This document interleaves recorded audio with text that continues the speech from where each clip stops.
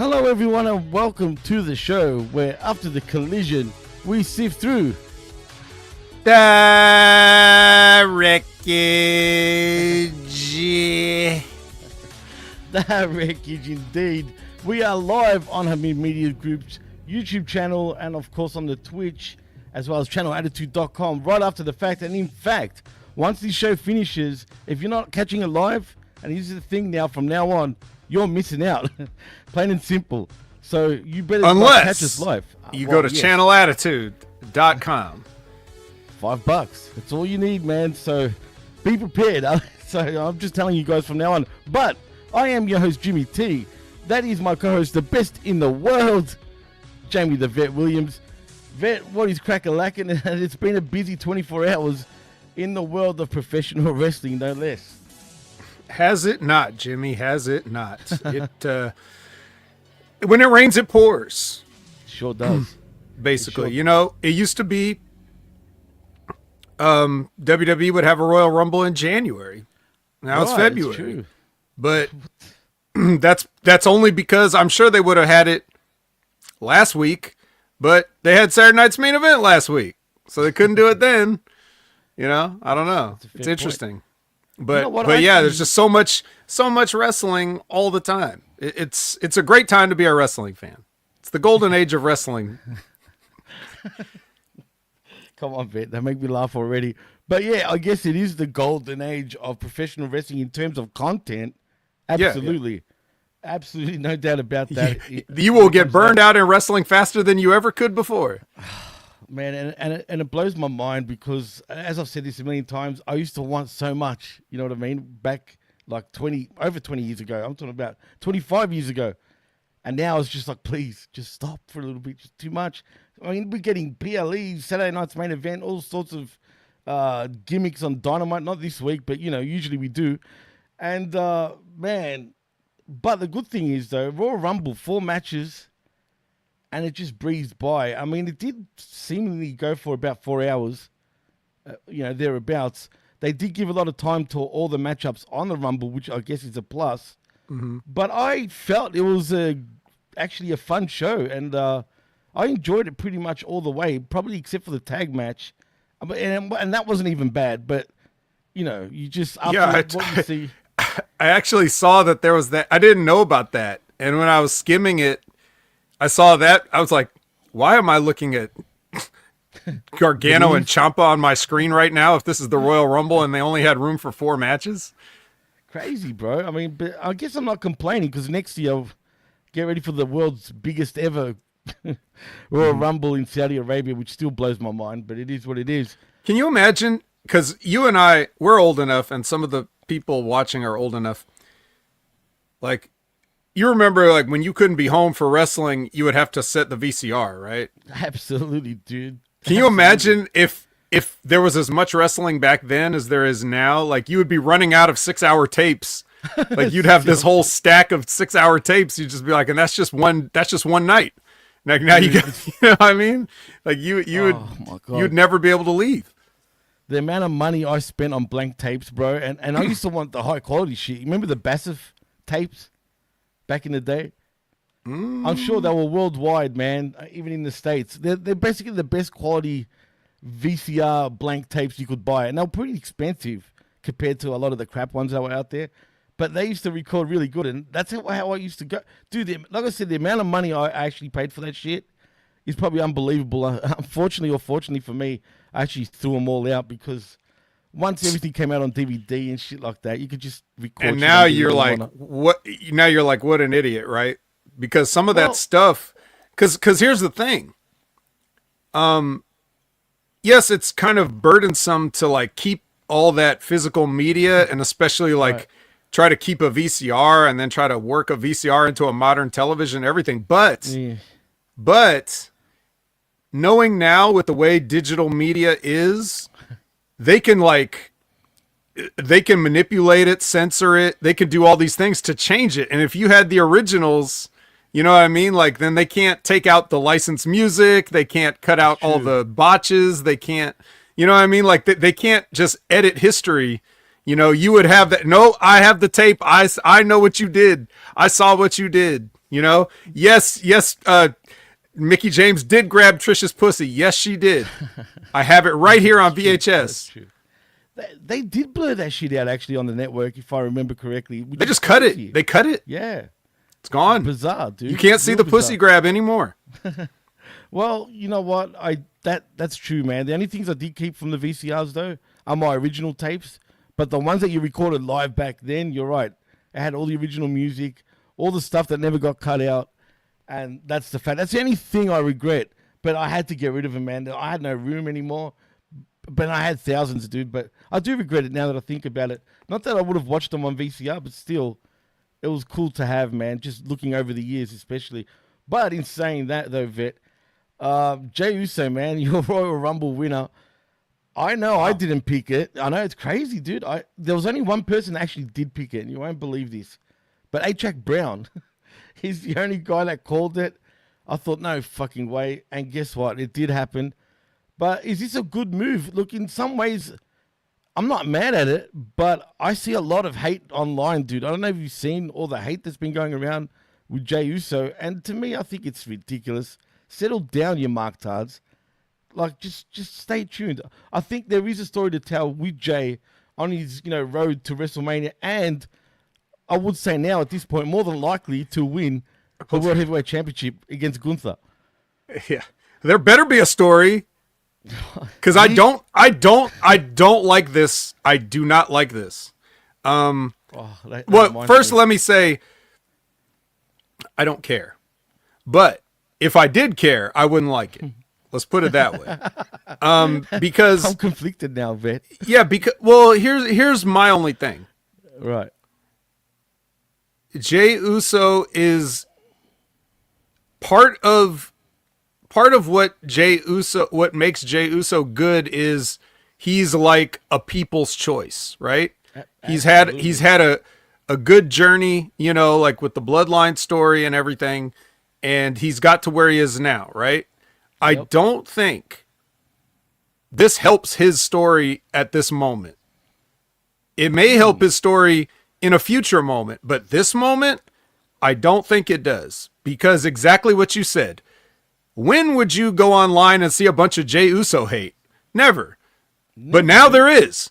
So what does that tell you? It tells you, obviously, now, again, I always say, this is a small fraction of the fan base saying this. Obviously, Joe Lunchbox or whatever is fine with Jey Uso winning. He probably eating at home just like everybody else and no problem. But the people on social media are upset because, it's just not time. Another thing is we just saw him lose, so it's like, what is this going to do? Does this really make you want to see him win? And then if he does win, is this going to be an Intercontinental Championship thing where they just take it away from him right away? Because it's like, oh yeah, by the way, you are still Jey Uso when the bell rings. So we don't want to have we don't want to have these kind of matches or whatever. Is Walter the guy that just gets a guy over at WrestleMania now? Like, is that he stays undefeated until a big event and then he puts a guy over? Is that what he's going to be? That's not cool if it is.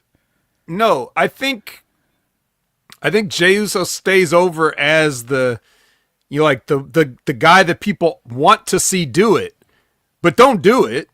Just keep people wanting him, right. Keep people wanting to see him do it. But I think this is a little bit soon too, and I would also say that the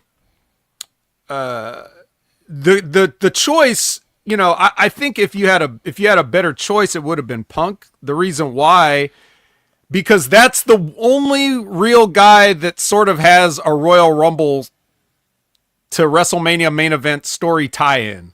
Oh, absolutely does. Just like Cody was the only guy whose dad was Dusty Rhodes. Like, right. That it has to be that just for this, and there's only so many times you could do it. So for that reason, I think it would have worked better for him, but it didn't have to be Punk. It could have been, you could have made up reasons for other people too. But yeah, Jey Uso just seems like a very left field pick, doesn't it? And I feel like it's a left field pick for the sake of being left field, just to say, see, You want unpredictability? Bang, here you go. And that's cool. I love unpredictability, but this just feels unpredictability for the sake of unpredictability, which comes across as really random. And like you said, he's been losing, the big matches when it matters.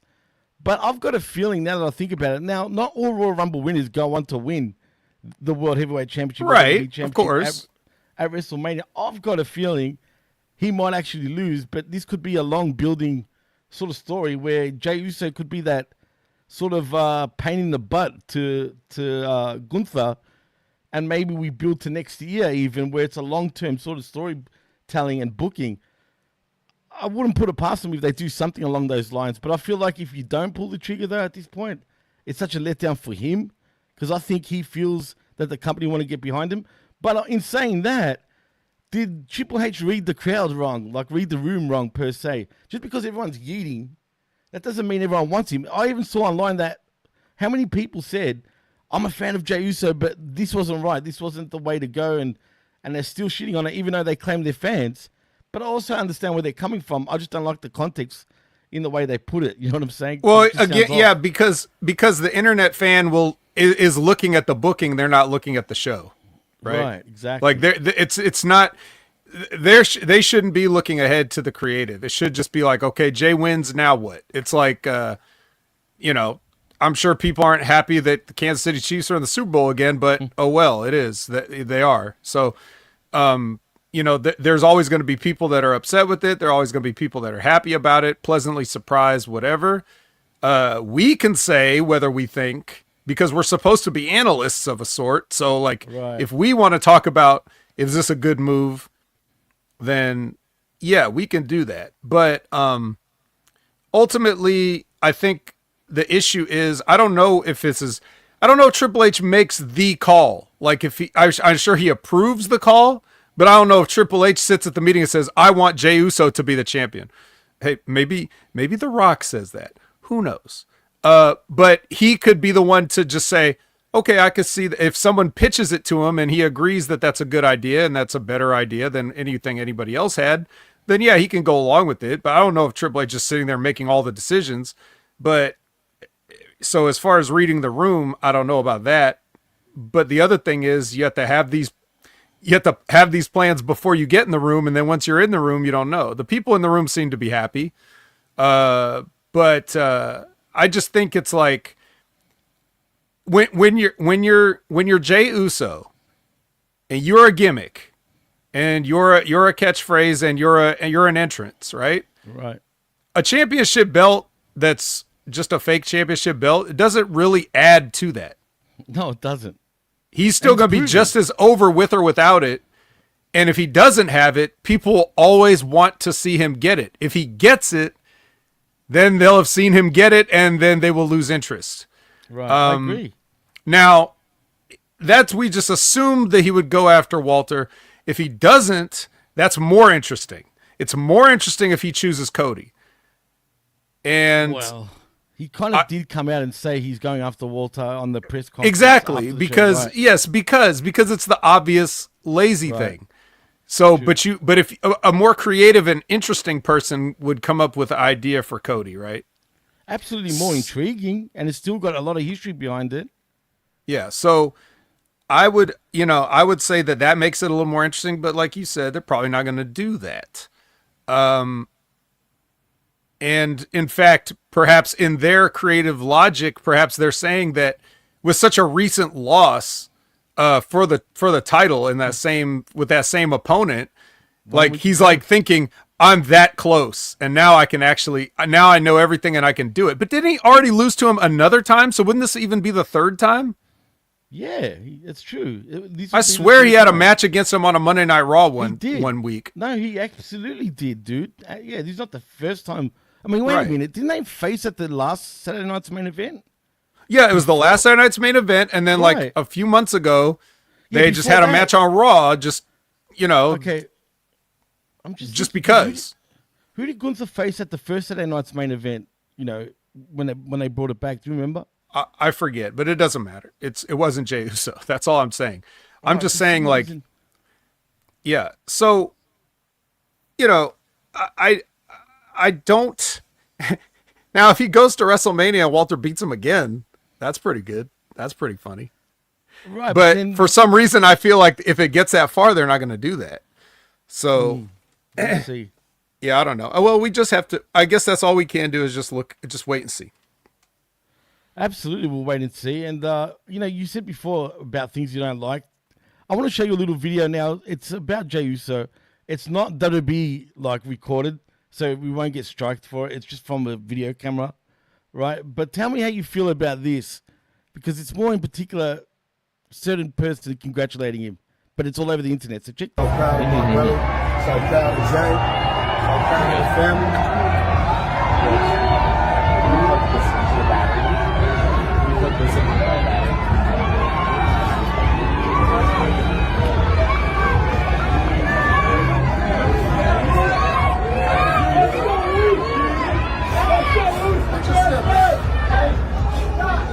2025. Give me that. Royal Rumble. Give me that. Winner. The voice. Well deserved, bro. You deserve to get it. It is you. Thank you, bro. It is you. Man, congratulations. It is you. Congratulations, dog. Give me that, man. Say, put that on, boy. Yeah, you take that, man. Bro. Go ahead, throw it on one time for him, boys. This 1-on-1 right here. Here, great. Yo. How you feel? How you feel out there? Shit. Yeah? Yeah. Come on, dude. Congratulations, brother. Thank you, man. Yeah! Come on. Let it out. Boys! You see it? You see it? Floss that on me. That's that hard work. Uh-huh. That's that hard work. Let's go, man. Our turn. Yeah, it's our turn. Vet, I don't like the fact that they're showing that Jacob Fatu came. I know they're family, all right, obviously. But storyline-wise, do you think that's a little bit too much? Because, again, it opens that curtain wide open again. How are you supposed to take serious? And he's all over social media. How are you supposed to take that type of feud serious after what we just saw then? Well, look, like you said, this is somebody shooting this. I don't know, but of course, why would you shoot it if you're not going to post it? And you did post it, so right. And it wasn't WWE that posted it. It was just no, yeah, and that if this made its way to official WWE channels, then I'd have more of a problem with it. But you just can't. Like, what are you supposed to do? Are you just supposed to stay away from your real life at 24 hours a day just because somebody could have a camera? It's a little unreasonable to ask of these guys. So in that sense, what can you do? That's just how things are. And everybody knows. Now, like I said, if this was official WWE channel, yeah, I'd have a problem with it. But I'm laughing because of the 36ers hat. I know that's you, Matt. That's got to be you for saying that. 100%. But Elizabeth says the person who posted it isn't a real wrestling fan. If they were and they respected the performers, then you're an ass hat. And, right. She does have a point. Well, it's somebody backstage. I don't know who the hell it was, but it was right. somebody. So it's not just a wrestling fan, because they don't just have a wrestling fan at the entrance at the Gorilla. So that it wasn't that, but I mean, like, also, if you're just recording that and you don't post it, you're weird, because what are you going to do? Are you just going to watch Jay's family dap him up a bunch of times on your private time? Like when you're on the toilet, you're going to watch the video again? Like, that's weird too. Speaking of weird, Charlotte Flair won the women's Royal Rumble, which was so everyone predicted that. I mean, come on, let's be real. But what disturbed me is what she was wearing, dude. I don't know if you saw any bit of that. I didn't see that one at all yet. I don't know. Oh, God. Her thing was weird. It was very loose. You know, that like, it's supposed to be a G-string person. It's supposed to be right up her backside, but it was kind of loose, if you know what I mean, which looked weird, dude. Made it look more skeleton-y, if you know what I mean. I mean, she looked good in the press conference, but yeah. This is something I say every once in a while. At these big shows and stuff, people like to have new gear made, Right. And the problem with getting new gear made is you really don't get a chance to battle test it. you kind of got to wear it out there, and then you don't realize that it doesn't fit right until it's too late. And I've you know, I think the person I've said the most about this over the years is like Shayna Baszler, because every time she gets new gear made, it just like quite doesn't fit a little bit. So she's always like picking at it. So yeah, it happens. I just want to point out, Alexa Bliss coming back got a huge pop. That was pretty awesome to see. And apparently, Nikki Bella looks like she might be back for the short term. For now, I will say this about. Was she Nikki in the Bella, Rumble? though. She was, dude. Oh, and, okay. you know, for a girl in her, she just hit 40, I think. She looks damn good for like a 40-year-old. I just find it weird that she's back right in the middle of John Cena kind of coming. So if I was John Cena's wife, I'd be careful. Oh my God, Jimmy. Oh my God. I'm like so back. Like, and it's and John's back, and it's like awkward. Oh my God, where's my tuckies, bro? Yeah. Dude, I hate her, man. Straight up, I can't stand it. I get it. You hate her? Oh, I just can't stand it, dude. Because she's really that person that represents that Divas division. You know, that last sort of inkling of a Divas division that I just don't give a. I'm not stirring. Yeah, I am stirring it up, as a matter of fact, because it's true. That I hated so bad during that time. Sure, they were all eye candy, but that's it. That's what they were. And for a long time, Nikki Bella could not wrestle for shit. I will say she has improved, though. So, clap for Nikki. I'll give her that. But still, I just can't. Yeah, I just can't stand her. Like Lee says, she's trash, and I hate them. I'm down. I'm down the same way. I love them. I love the Bellas. Always have. Professor, man, it's on the wreckage where I get like this because we have to speak AEW, Prof. Mm-hmm. You know what I mean? So I'm just getting ready. He's getting pre-agitated. Yeah, absolutely. But in other news, though, Triple H inducts himself into the Hall of Fame at WrestleMania. Now, I know it was Shawn Michaels and Undertaker, but come on, let's be real.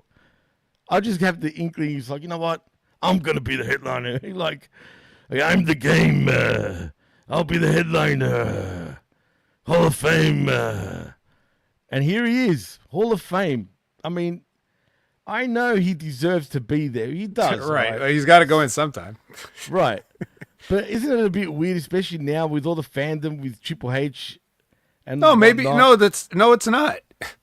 No, it's not. It's not weird. First of all, Triple H didn't induct himself. I know. Second of all, I'm just playing up with it. And I'm not. And it wasn't even Shawn Michaels. Those are just the people that are out there.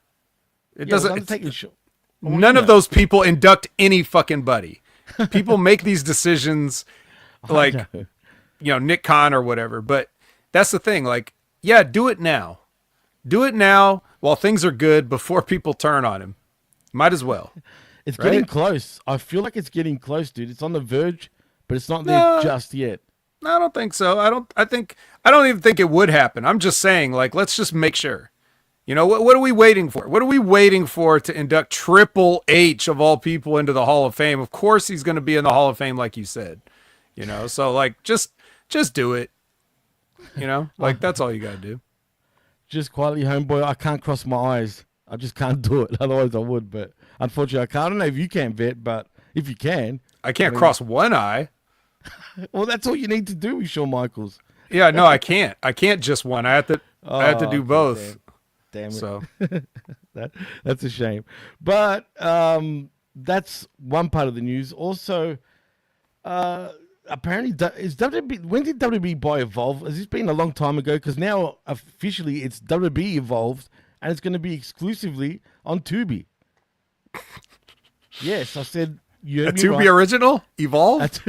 It's a Tubi original. Not just any Evolve. It's WWE Evolve, Vet. Starring Mekhi Phifer? Look, WWE, I don't know when I think Evolve folded, but they were. I have no idea. They were working with Evolve before. I mean, they were. In fact, they showed Evolve stuff on the WWE network back when they weren't on Peacock yet. So that's where I saw a lot of guys for the first time, like a Josh Briggs or Andre Chase when he was still one of the. I mean, I know those guys that worked before that, but I'm just saying I didn't see them until until that. So they had Matt Riddle was there, I'm pretty sure. So yeah, this is what Gabe Sapolsky was kind of booking it, I think, and the WWE was using just using them as like a not like a feeder system, but they just, you know, one of those handshake agreements like they had with TNA until they put it to paper. So now I guess they're just bringing it back as like a brand. I don't know what good the brand does. Like, I don't know if Evolve has any cash in the wrestling business anymore, but sure, why not? Hey, you know they're probably gonna invade NXT or some shit in the future, live on Tubi or something like that. I can't believe it's on Tubi, man. Tubi and CW. Yeah, Network Wars. But Tubi though, dude, Tubi's pretty crap. But at least you get more wrestling. So, and like Zane Vicious says, it's a good rib on Ring of Honor. I mean, why not? Mm-hmm. They're evolving, unlike another company. There was another thing I wanted to bring up. Also, the Vince McMahon sex trafficking lawsuit update. Do you about this vet at all about yeah, apparently they made her legal team made a motion to amend the complaint to include more evidence, which would include phone calls, text messages, and other things that would definitely implicate you know, a certain beast and a couple of other executives. A certain beast.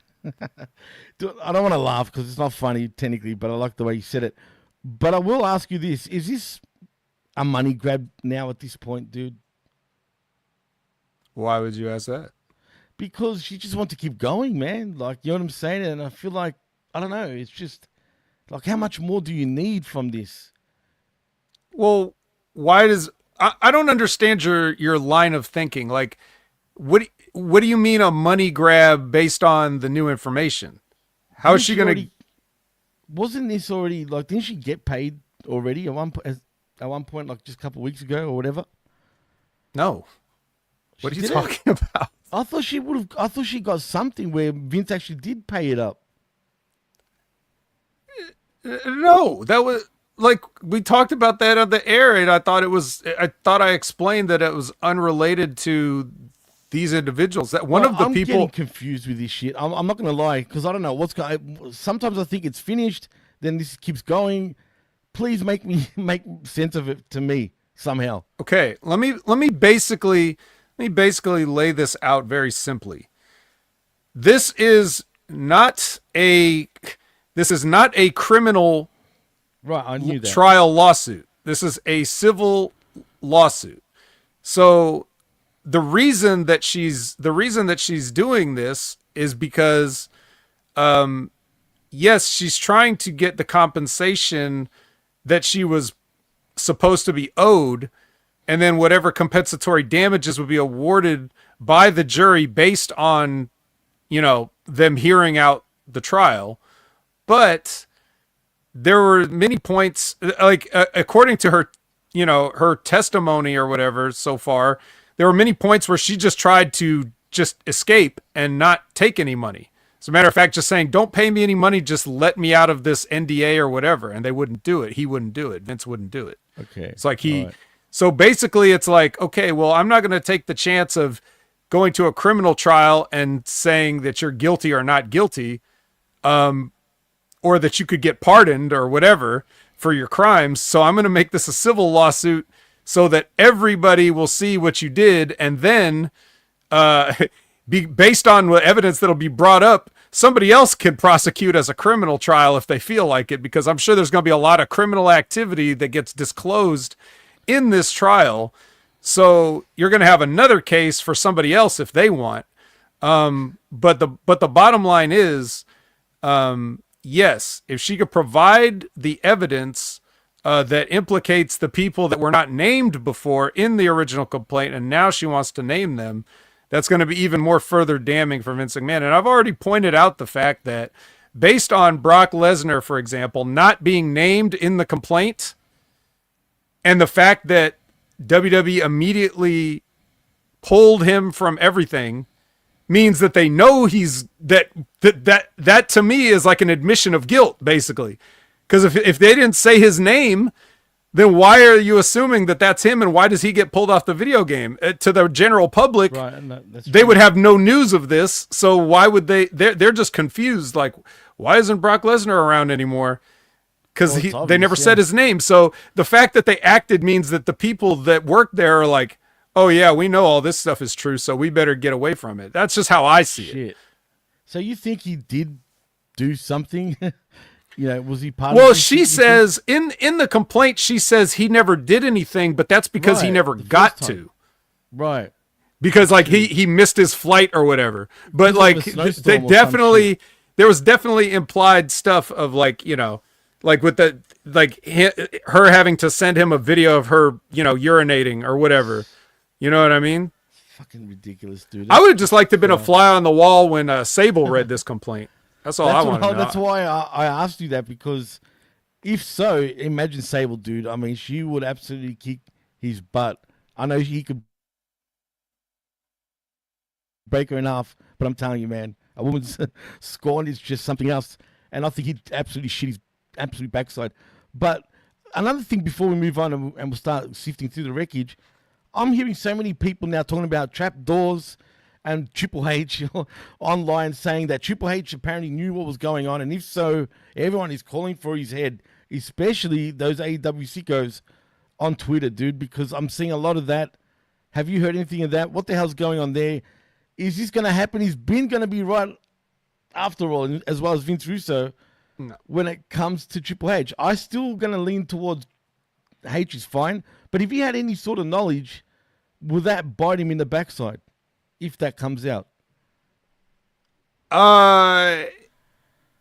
It will be, I mean, if he had any sort of knowledge to the point that it's damning evidence, then I think it would have been wise of Janelle Grant to name him as well, or imply him in the lawsuit when she didn't say anybody's name. But nowhere in any of that stuff did anybody with the description of Triple H Never came up. True. Possibly Stephanie, but here's the thing. And Stephanie was like a favorable figure, not like, she didn't do anything bad, but somebody fitting her description was described in the whole thing. So like, as like somebody that was like, whatever. I don't know. The point is, you guys need to just go read this shit yourself if it's interesting to you. That's all I can say. But here's the deal. It's going to be hard to prove that Triple H had any knowledge, especially if Janelle Grant's prosecution team doesn't seem to be interested in implicating Triple H. So like, who's going to go after him? If they're not going after him, who is?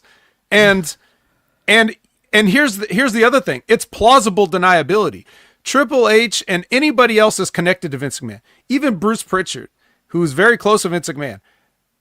And there's a good case to be made, and I think Jim Cornette has explained it in the past, of like, if Bruce thought that there was anything going on with Vince that he wouldn't want to be a part of, that he would stick his head in the sand and try to ignore it. Right. And you know how like, if you have a job, and people can relate to this, if you have a job and you hear rumors going around, and the rumors make their way to you, but if you don't go and like try to ask people, hey, is this true? Is this true? Is this true? You hear the rumor and then you're just like, so I'm sure Triple H knew something was going on, because everybody did. Right. But he may not have known the extent to which these things were going on. He could have thought, well, this is just what Vince does with his girlfriends, and he doesn't know her situation. I have often posited the theory on these HMG programs over the years that this has been going on. I have put out the fun conspiracy theory that the whole reason that any of this stuff is even happening is because of what happened initially. Because Triple H was like, all right, so maybe if he became aware of Janelle Grant's situation, then maybe he put her in touch with some people that she needed to talk to, because he's like, fuck this shit. I'm done waiting my turn. The old man's crazy. He tried to take me out when I had a heart attack. Now the gloves are off. and I'm getting him out for good. Like, it could have been that. I'm not saying it was that, but it could have been that. It was that because, first of all, that's when the rumors of that, of what was happening first came out. Like, we're reporting on that, about this being a sexual, case, and we didn't know her name, but we heard, something bad happened without all the information coming out another year later. But we were talking about that, everything does match timeline-wise. It had to be that. That's the only reason why they did that, in the first place, where they probably thought, shit, he's going to get out. And it did at that point. It was probably them that leaked it in the first place. And as you said, it was probably them that also connected Janelle Grant with the lawyers and whatnot and getting hooked up to go after Vince. Because, God damn it, if he's always going to come back, we're going to get him out once and for all, somehow. And I guess they achieved it by what's happening now. Well, remember the famous Vince tweet? Well, time to retire. Yeah, remember that? God, that was such bullshit. Yeah, right. Right. I absolutely do. And when did that happen? That happened when, just like when you said back in 2022, when we were hearing of an unnamed person that whatever, and then all of a sudden he has to retire, right? It's like against his will. Right. But then he comes back later. Sells the company, and then it's gone. It's like it's a story in itself, dude. Back when happened. If you check the tapes, channelattitude.com, back when that first thing happened, when he did that retirement, and all that stuff was coming out about all those, discretionary payments or whatever that he made and all that, I said, look, I don't know who this is that's trying to set Vince up, but if you have the ammo, you need to finish him. Don't toy around with it. Right. Finish him. And if you got it, if you've got the evidence, if you can prove it, don't give him a chance. I mean, I said that back then. Right. Absolutely. Yeah. Now, I was using it as a terms of a gun with bullets. Like, if you have the ammo, shoot to kill.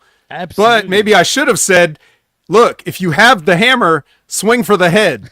Maybe that's what I should have said, right? Kill that motherfucker. Yeah, don't go for the kill. If you have the sledgehammer, swing for the head. Don't toy around with it. Don't do the thing where you grab the head of the hammer and hit him with your knuckles. No, swing it for real. If you can finish Vince, finish him.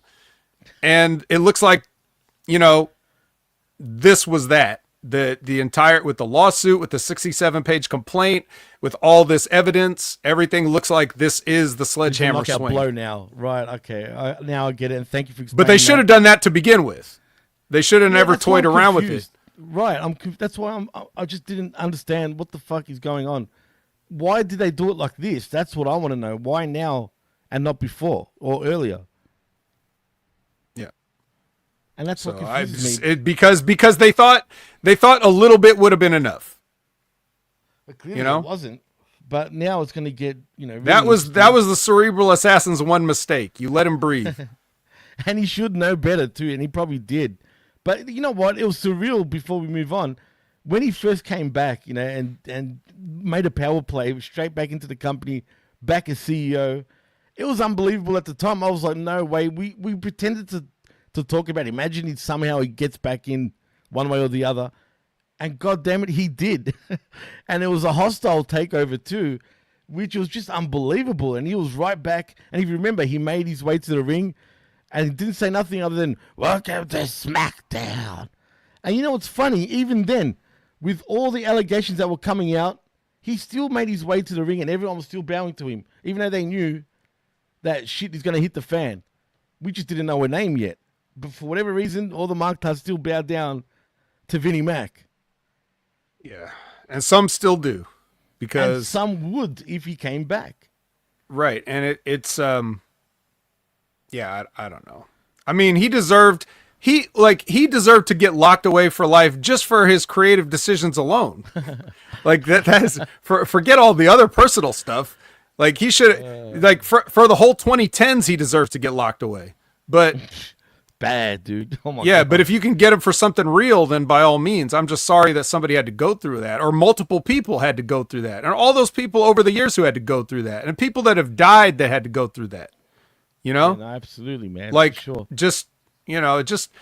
The man deserves no sympathy. No. Like none. Every time somebody tries to like justify anything he's done, it's like nails on a chalkboard to me.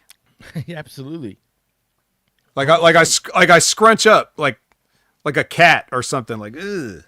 Don't try to justify Vince just because you had a good time in the '80s with Hulkamania. Don't justify this fucking psychopath's behavior, right? And that's the thing. If we all knew this from even the '80s, right, when all that shit was coming out back then, yeah, 100%, most of the damn back right now knew exactly what was going on.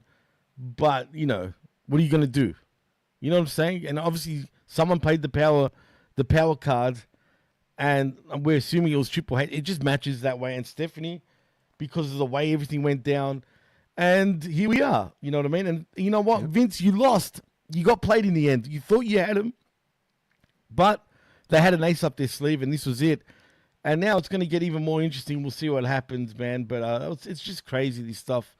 Vet, but as far as the news go, I think they're the news that pretty much matters. I mean, I could touch on one more thing, and you probably don't care, but I'll just touch on it. Yeah, just do it anyway. You already brought it up. All right. Well, the Joey Janela, Dylan Bostich. Did you hear about this? I saw it. Do you think it was a shoot? It looked like it. They can't throw punches for shit, though. I'll say that. And it was like, what, 3-4 of them? Well, real fights don't look like. They kind of look like what you see on the video. No, right? You're 100% true. It's wild. It's not like, it's like too weird. You're right. I can't put it in any other way than a real fight is pretty much a mess like that. But what was behind it? Do you know? I actually don't. I mean, other than the fact that, I don't know, that Joey Janela just sucks and Dylan Bostic just wanted to punch him. I mean, I can relate. But he should go to jail after that, man. They mugged him. Yeah, well, I mean, he did come up and start it, so like I don't know, but it was I don't know, but I just don't know the backstory. Maybe somebody else does. But, yeah, neither do I, and nothing's really come out. Dylan, I think Dylan came to Obi, like he became Rip's son. Like that's the joke is that he's Rip's really? son. Yeah, but I think he came right after I left, like right after. So I never really got to meet him or anything or know him because he was like, I was already gone by the time he came in. So I'm connected to him, but not exactly. And so, yeah, but I don't know what the deal was. But I mean, if it's against Joey Janela, yeah, I'm taking Dylan's side. I don't need to know. Yeah, I don't need to know. Absolutely, man. And shout outs to Dylan Bostich. He follows me on Twitter for a few years, man. And you know what? He's got a name in the independent scene, that's for sure. But it just surprised me, whatever's going on. I don't blame him for doing what he's doing. I'm sure heaps of people wanted to actually punch Janela. Oh, and one more thing. And this is a good segue to get into AEW. Did you hear about, I know I can't stand JD from New York, but did you hear what he said, dude, about AEW? Nope. I am proud. Out of business, apparently. I am proud to say that I don't hear anything that comes out of that guy's mouth. He's lost the plot, Red. He's lost the plot. But he had it? He ever had it? Nah. But that was his shtick. You know what I mean? But Joe Janela, speaking of, came out and said people at Hulk should fire this guy just for being associated with him. So I'm wondering if that could happen. It wouldn't surprise me. I doubt it, but we'll see what happens. So what was he supposed to have said recently? That he hoped that AEW basically goes under and goes bankrupt and just dies. I don't know. I guess I would, like I said, I never listened to him, but I would just assume that on his shows and everything that he would probably say that like 25 times a show. Why is this? It butthurt a lot of wrestlers, dude, online. So yeah. Well, that's their fault for listening. Everybody should be like me and not listen to Marks in their spare time. It's crazy because he does draw their attention a lot, man, where they argue with him. But yeah, he's blocked me a long time ago. So he'd dig JD straight up. But yeah, so that was it. That was the main news of the weekend, pretty much, Vet. So I think it's time we put on our sifting gloves and sift through the wreckage. Because, dude, again, I'm not going to lie. I had a hard time watching both shows. Dynamite was slightly better for me, but after watching the Rumble, man, it's so hard to like compare anything, and they shouldn't be compared, but it's just, ugh. You know, I definitely hope that AEW does not go out of business. No, absolutely not. Me too.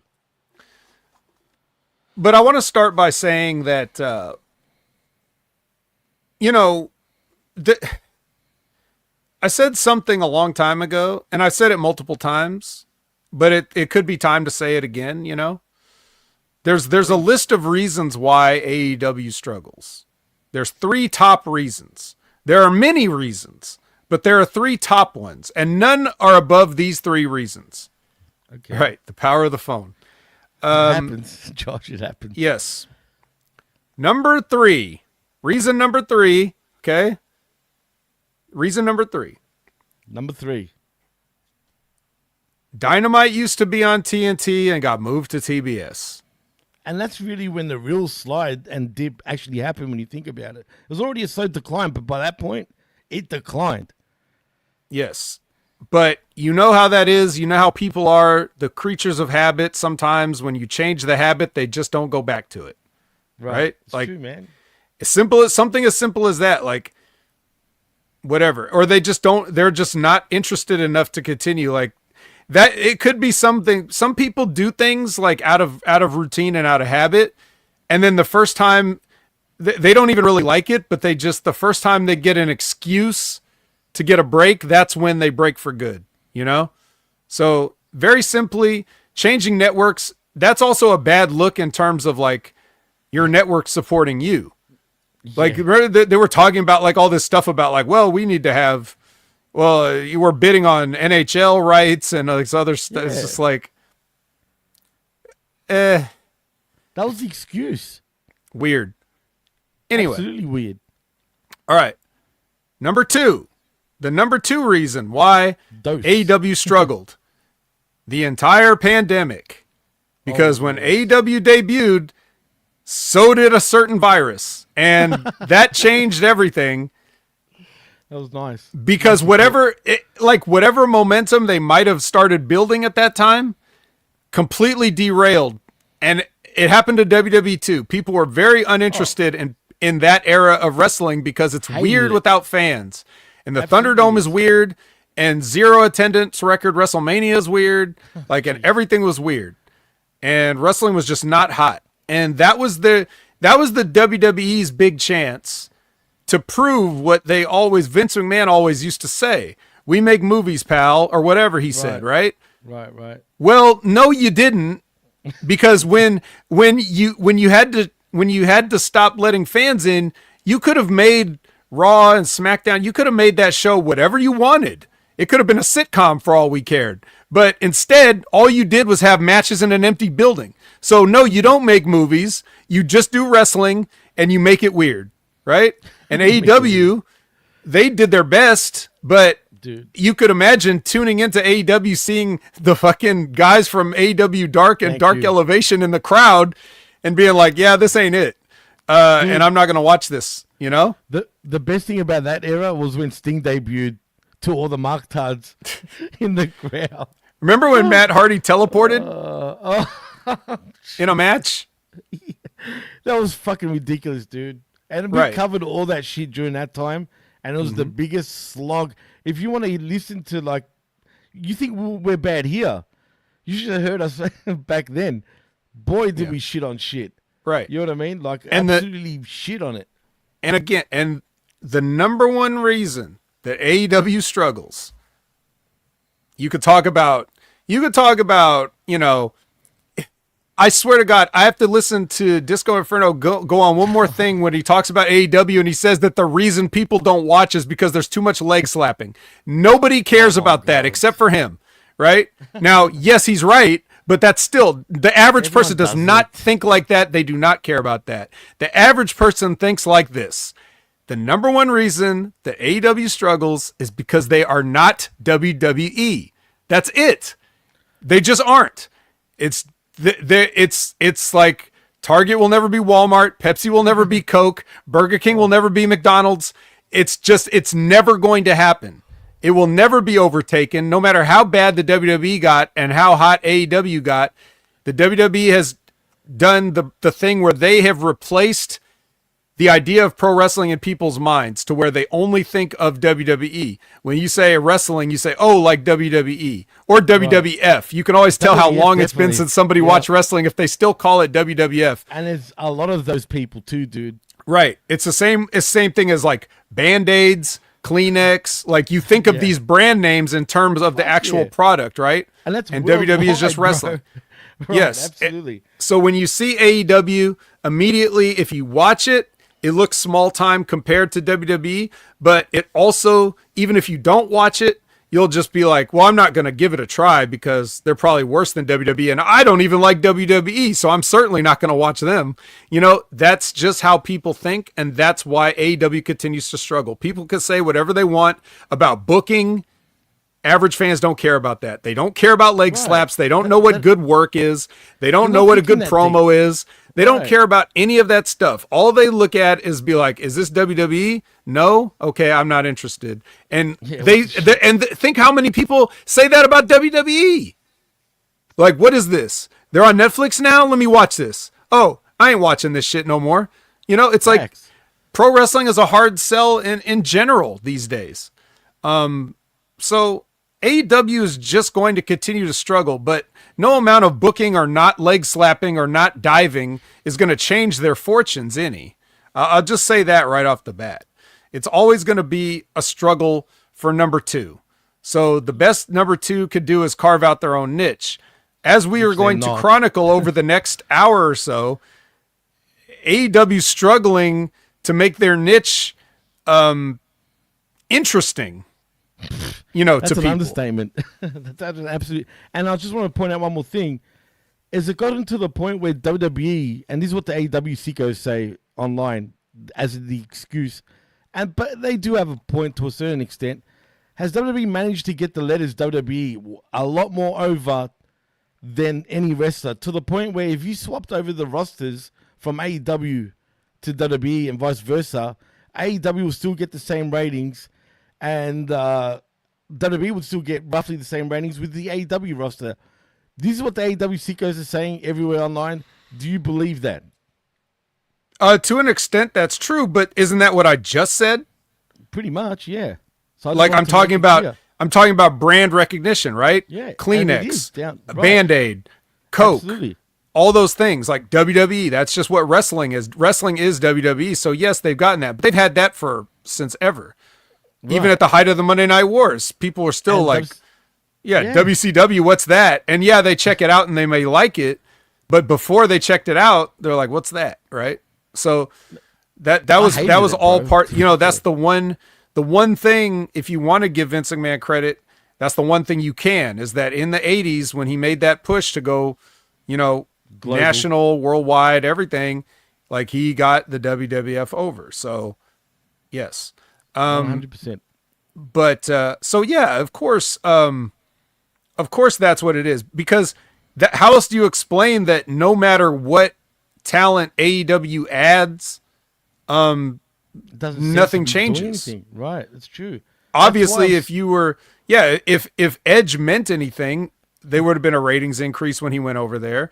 If if Mercedes meant anything, there would have been a ratings increase. If, you know, like all these people, Moxley, everybody, Jericho, everybody, it's just none of them has helped in terms of their name value.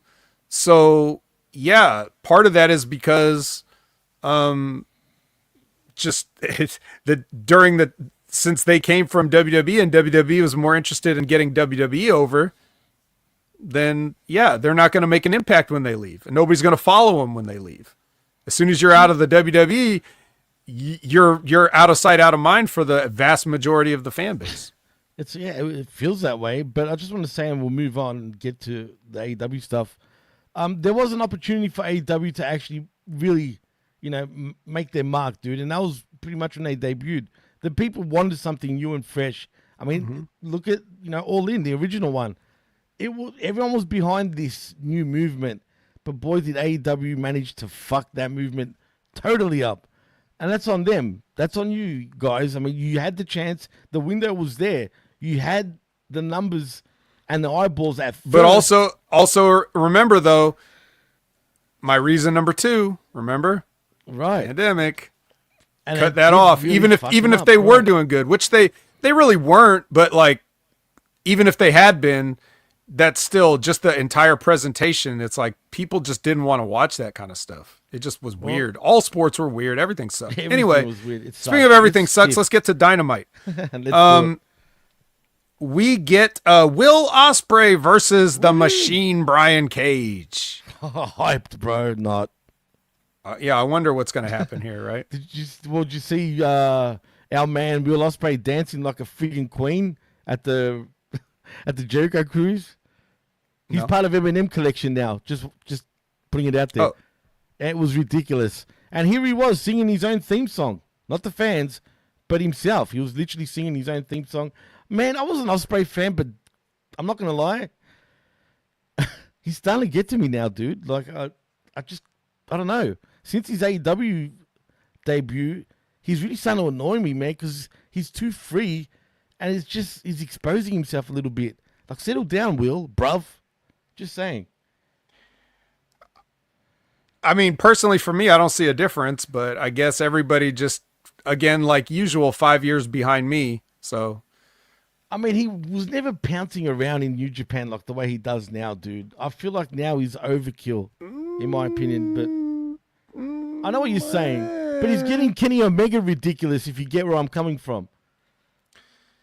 Well, speaking of where I'm coming from, Don Callis directs the attention to the screen during this match, or right before this match. He's like, hey, Will, hey, look at that screen right there. And then he looks at the screen, and then Kenny's backstage laid out by other members of the Callis family, I assume.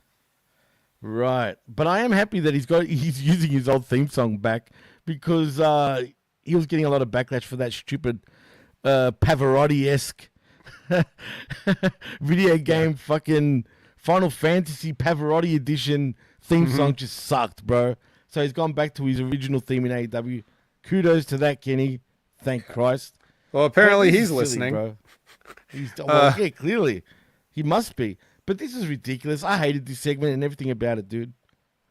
All right. Well, anyway, Will wins with a Styles Clash for some reason. He's always winning with a Styles Clash these days. Brian Cage almost broke his arm on it because he didn't have his leg hooked right. So, well, once again, Brian Cage just not. I know, but he's too big to be fair, man. I wouldn't even try to do that shit on him, man.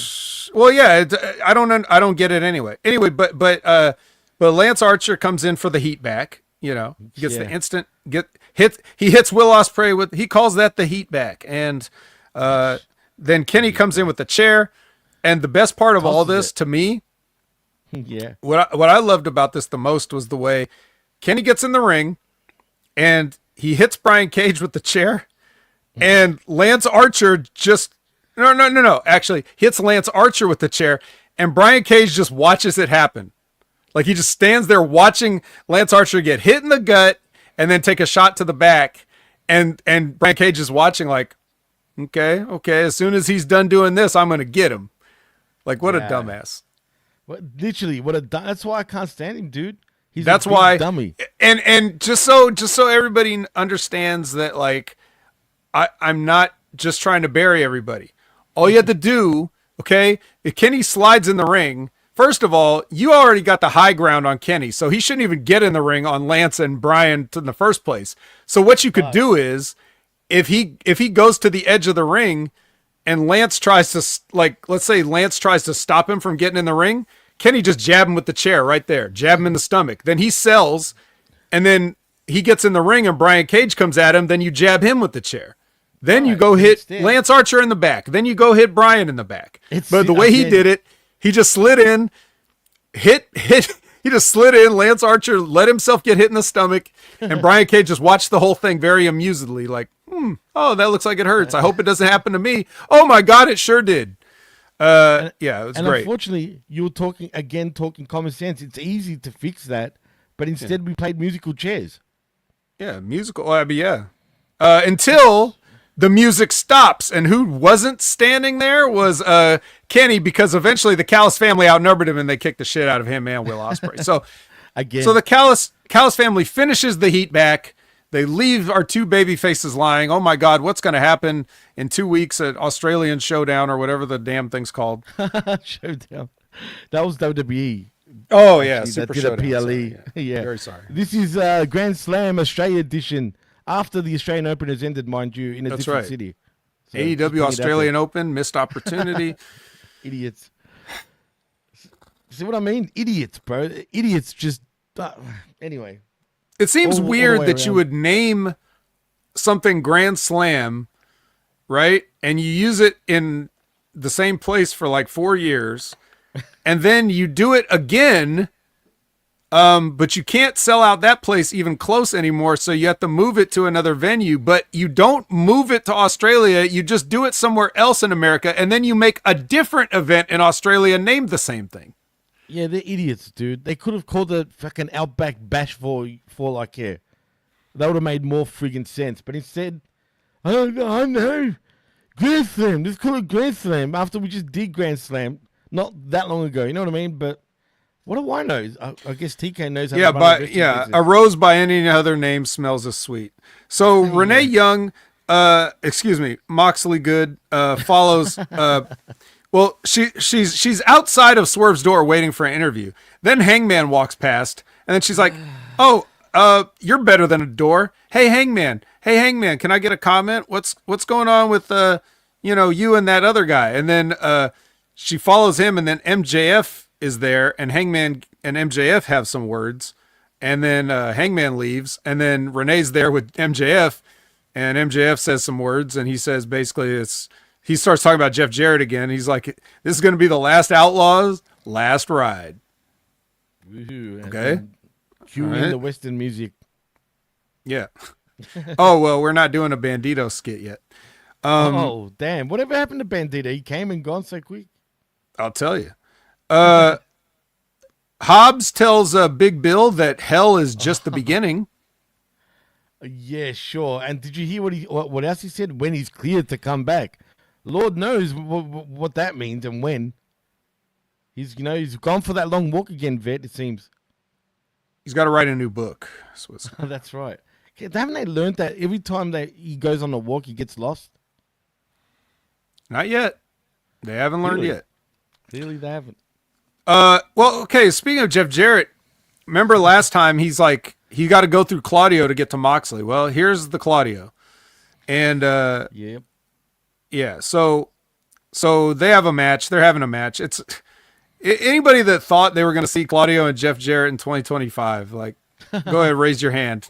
I want to see who you are that really believed that you would ever see this. But we're seeing it. And here comes Wheeler Yuta through the crowd. And he and Moxley end up interfering in this match. And Jeff gets neutralized twice. Neutralized. Yep, neutralized. That's the name of the move. What do you want me to say? The neutralizer. Just the way you said it, though, he gets neutralized. Neutralize. Remember in Marvel vs. Capcom 2 when Sentinel? Yeah. Sentinel's neutralize, rocket punch. But in real, like, fucking monotone. System damage. Can we get if Sentinel, if a Sentinel from X-Men was in AEW, he would be taking super kicks and Panama Sunrises from Adam Cole. And leg slaps. Yeah. And then everybody would turn the channel because Adam Cole slapped his leg, kicking a Sentinel, kicking a 2-story Sentinel. Hey, it's fucking Adam Cole, baby. All right, don't fuck around, Vet. He's the man. He can take Sentinels. He can take Wolverines out. Don't you worry, man, baby. Providing assistance. Optic blast or whatever. Yeah. Optic blast. Optic blast. Optic blast. Yeah. Oh man. Oh, Cole. Proton cannon. Classic though, man. Yeah, Iron Man was so sick in that game. Just like his little shit talking, like he's superior tech. Yeah. I just want to say thank you to Cold Blooded for the super. Oh sticker, man, $10. Cold Blooded. Talk about superior tech. Cold Blooded. Come on, one more for Cold Blooded. Yeah, superior tech. Oh, that's brilliant. Here's my Sunday best. That's great, man. That's great stuff. Thank you once again, Cold Blooded, man. You're the man. Yeah, appreciate you, Cold Blooded. Love you, man. Absolutely. So anyway, Jeff gets neutralized, and then he gets MJF'd because MJF has to come in and be like, "Hey, I told you," and then hits him with the mic or whatever, and then there you go. So, oh man.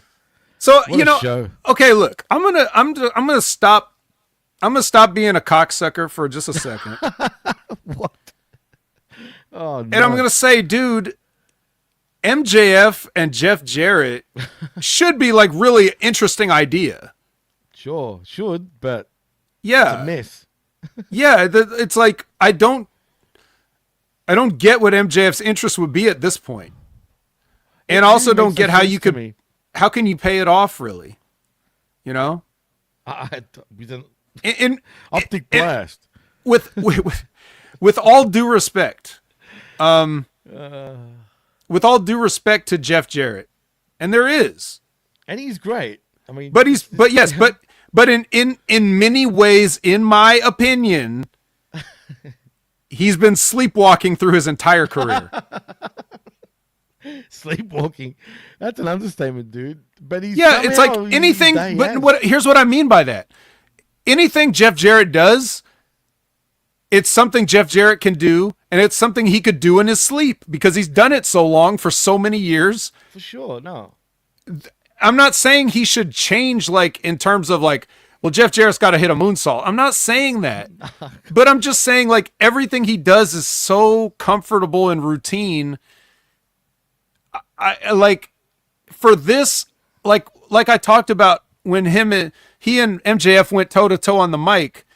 I felt like MJF was taking him apart, and Jeff had the material to get back at him, but it was like a big dog with no teeth biting you. It's just you're just getting gummed to death. It's not going to hurt. Speaking of, you know what I mean? Like there's nothing on any, there's no mustard on anything he was saying because it's the same old Jeff Jarrett that talks the same old way. Everything I say has got to be just like this. And I got to say it like this because I've been saying it like this for 40 damn years and I'm not going to change now. Like he can't even get serious for one promo to be like, look, you little motherfucker, like, and talk like a real person, you know? It's true, man.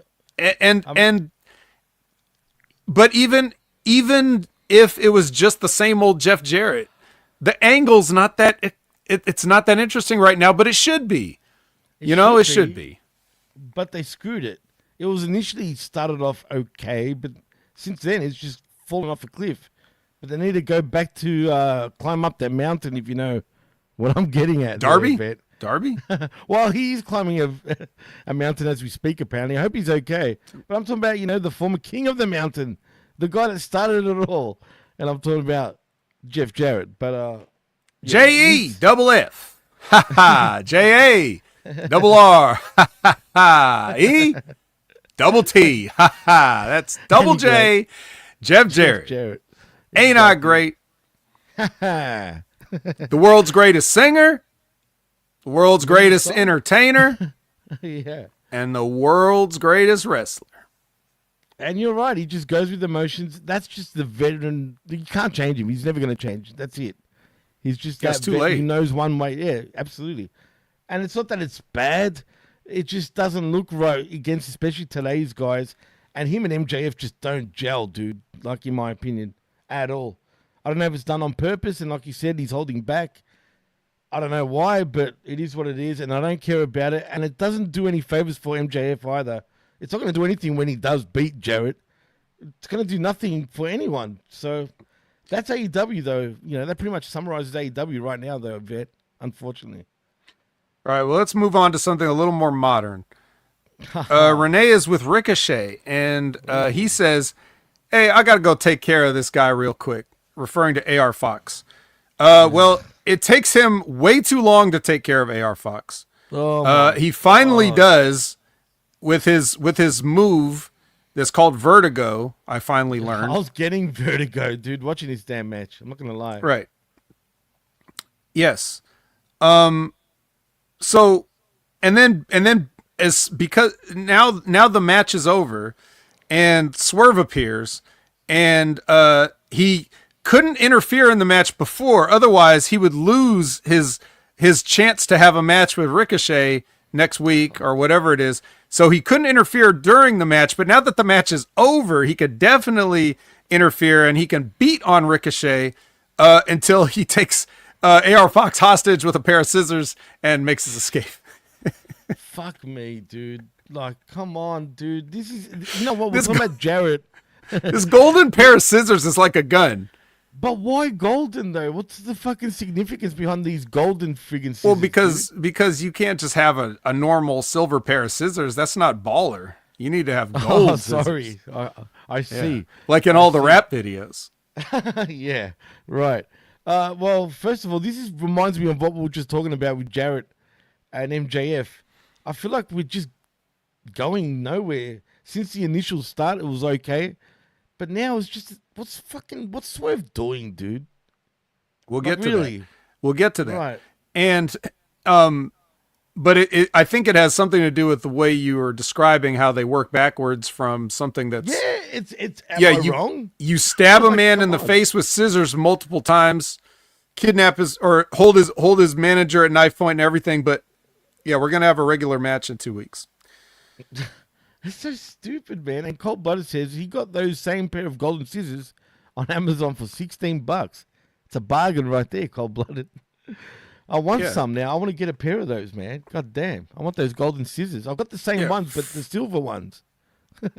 Yeah, it's too bad. He probably had to wait 2 days to get them because it wasn't $25.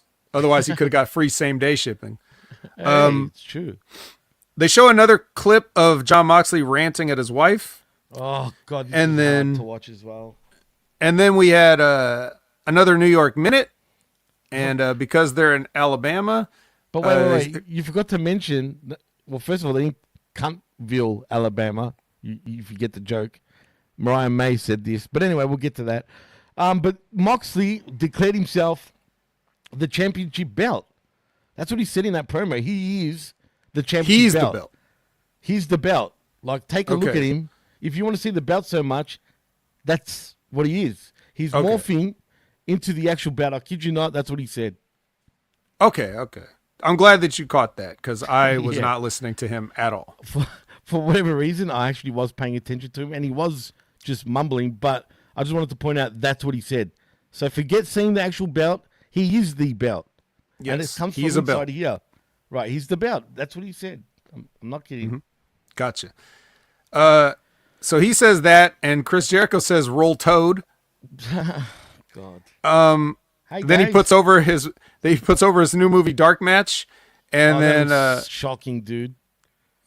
Yeah, and then he sort of tries to then Big Bill explains how he understands things better than ever once because he puts his lessons into action. Well, and then good, I don't. Yeah, and then Big Business Bad Apple Bounty Hunter Brian McKeith says that the Outrunners are the Mandela effect. Because nobody like they claim that they've been around for all this time, but nobody remembers them. So, God. Well, T.N. Kupner says that is the belt I never want to wear. That makes all of us, I think, at this point, Josh. Yeah, somehow more leathery than my belt, which is weird. Shouldn't be. He's gonna definitely more hairy than my belt. He's grizzly hairy too, which is odd. But I don't know, man. He's just a weird cat, straight up. Well, Renee's into it. So which is even more friggin' weird. Straight up on that. Next match, Switchblade. Finally, something to eat on this damn show. Switchblade Jay White versus Wheeler Yuta. Wheeler Yuta. I say his name like that because I don't know if you guys have ever noticed, but his music is kind of like a generic version of Japanese music.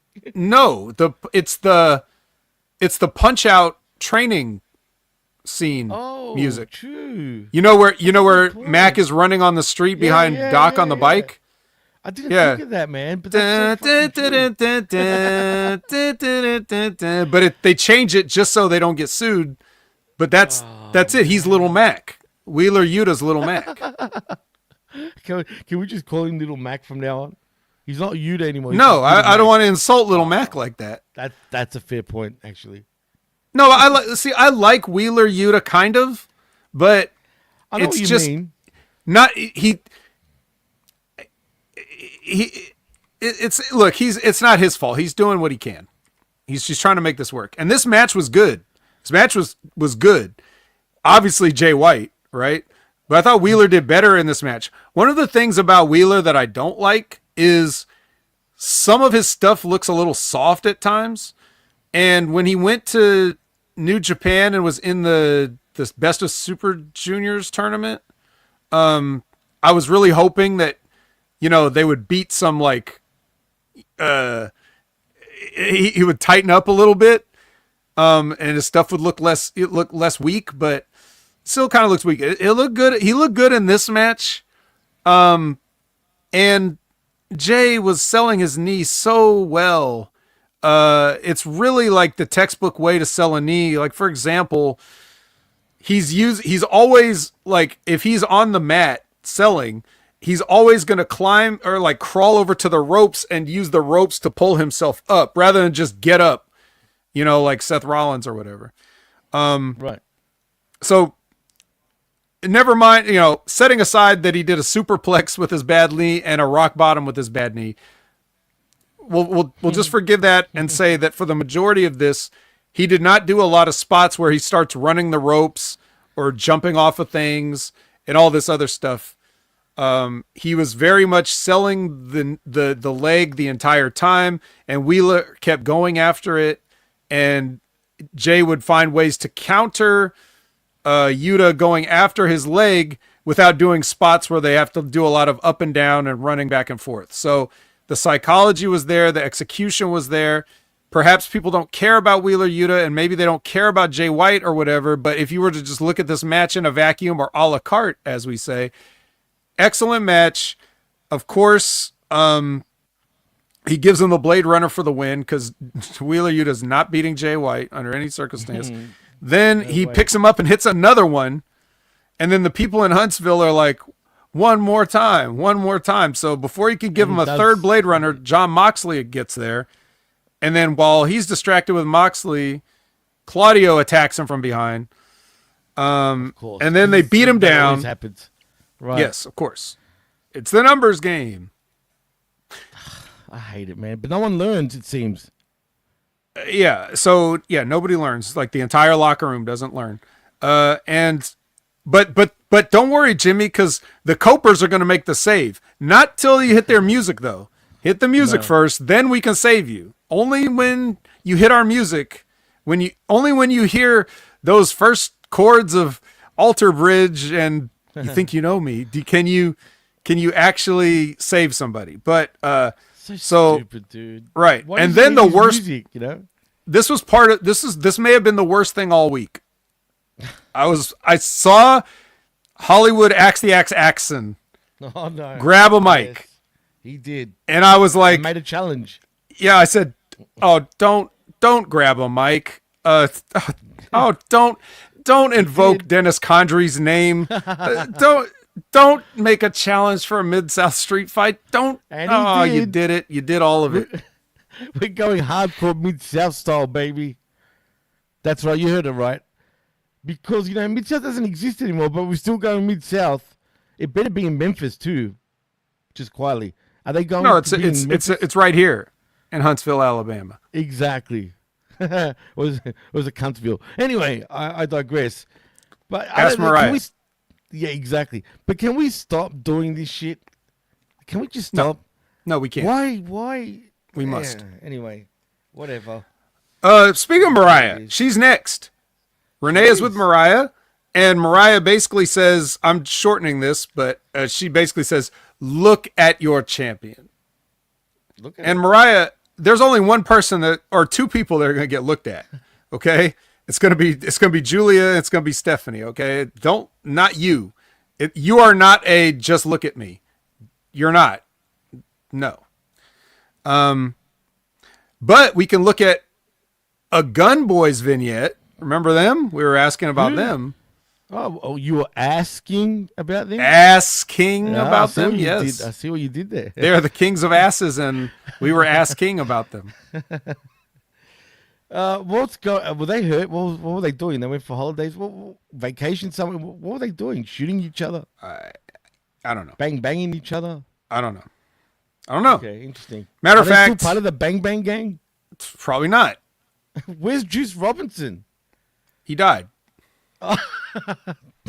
Well, yeah, we know he's hurt because he was like the first match out of the Continental Classic. He got hurt. That's why Commander had to come in.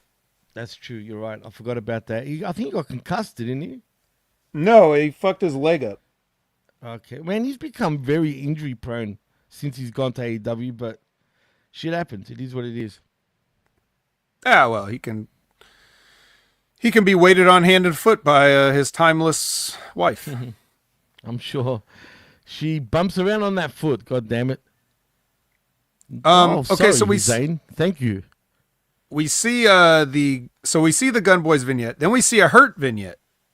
Hurt Syndicate vignette. They weren't hurting people tonight? Well, sorry, no. Wednesday night? Nope. Oh, that's a shame. Nope. And then we actually get a bunch of recap. Like right here is weird. I was noticing this at the end of this Dynamite. They kind of crammed in like a lot of recap stuff, like right in this little, like right before the last half hour. Wow. They were just like, oh yeah, and this. Oh yeah, and this too. And remember this thing that happened, and watch this, and then these guys, and then watch this again. Like rather than sprinkle this throughout the show to like break it up, they kind of just crammed all the recap in one section, which I thought was strange. And then they did a Vendetta promo. And they're basically Vendetta. They're saying that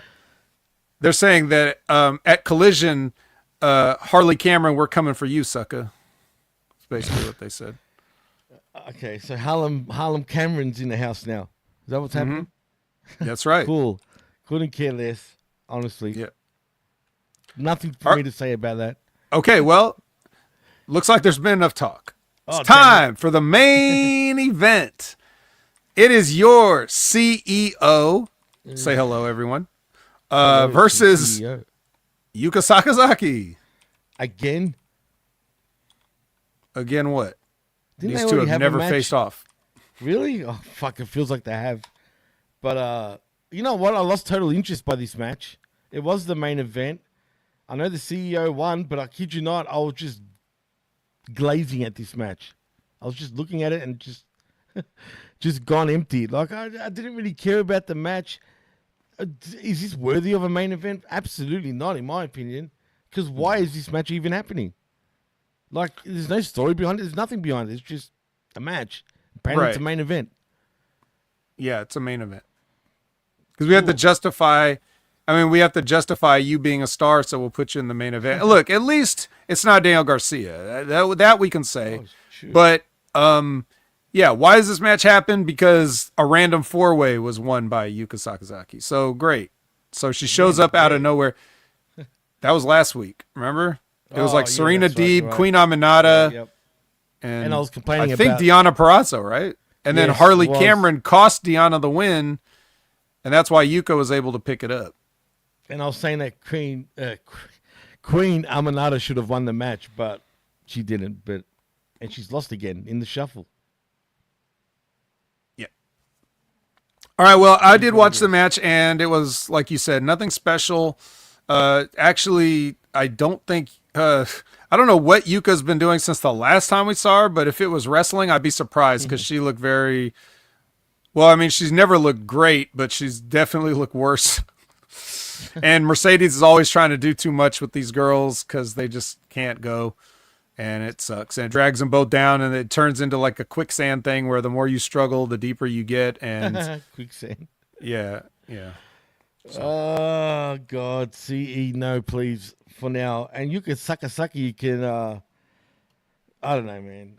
She can Yuka Sakazaki. I would have said something like that, but I thought, you know what? I'll keep it classy. But thank you. You did say Yeah, it. no need. No, No need. There's the wreckage. That wreckage. Let's keep getting wrecked. All right. We've got even more Collision wreckage to really sift through, right? Collision. Well, this is looking up. We get Hook and Joe kicking off the show with Nicosaurus and Kipposaurus. And thank God Joe and our boy Hook actually get the win in this match. Can we say this is done? Are we done? Or probably not? Well, we beat the flunkies, so now the only thing left is the big boys. the man himself. Well, I mean, yes, you do get the win here, Muscle Buster on Kip Sabian, or Kipposaurus, excuse me, but they do hit the heat back, because you can't just win a match. You have to get fucked up afterwards. And that's exactly what happens here. The whole patriarchy kicks their asses, and,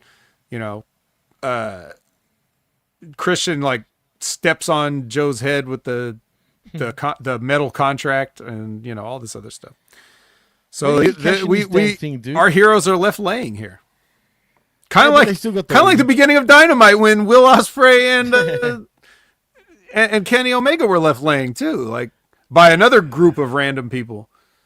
Interesting how that works. It's funny though. I know it feels like it's a rinse and repeat. Just change the characters around and you got the same shit. And this is what does my absolute head in, dude. Why? Collision is just a carbon copy of Dynamite, but in a worse way. Generally. I'm just so sick of it, man. Can we not just get decent television? No. What's wrong with you? Why?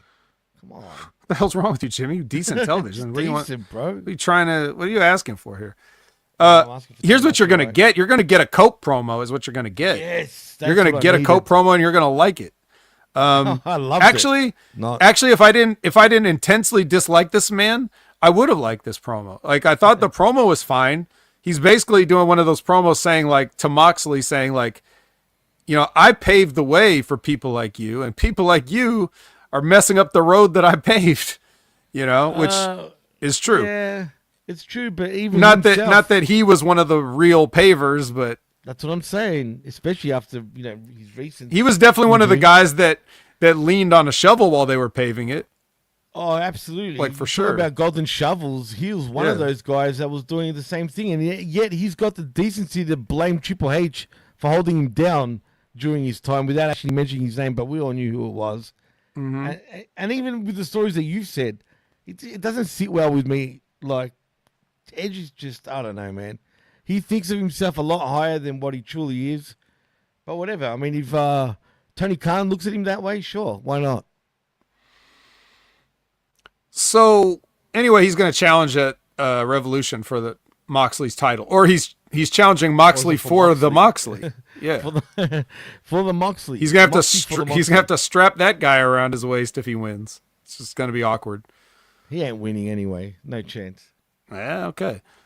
You know who's winning though? Who's that? Mortos.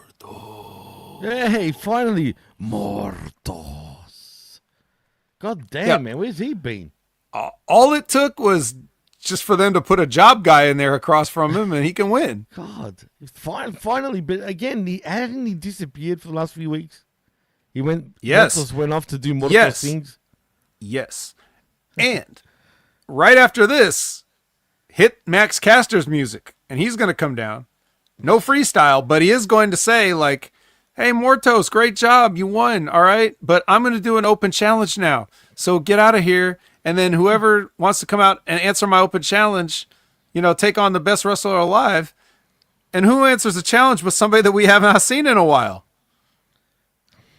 Yeah. Please tell everybody who we haven't seen for a while. We haven't seen El Toro Blanco. But anyway, Max Caster, unfortunately for him, does not get the win. Yeah, it took about the same time as it did for Mortos to beat Adam Priest, so that was good. But can I ask, now that Rush has rushed himself back in, we're not going to see Rush again for about 5 weeks. Oh well, I mean, Got to keep him in It's gonna be attraction. called Push soon. You get it? Pushed off television. No, I don't get it. If you had to explain it, yeah. So, but afterwards, Roosh gets a mic and he sort of berates Mortos for, whatever. And then, But that's what he was doing last time. And Morto's like,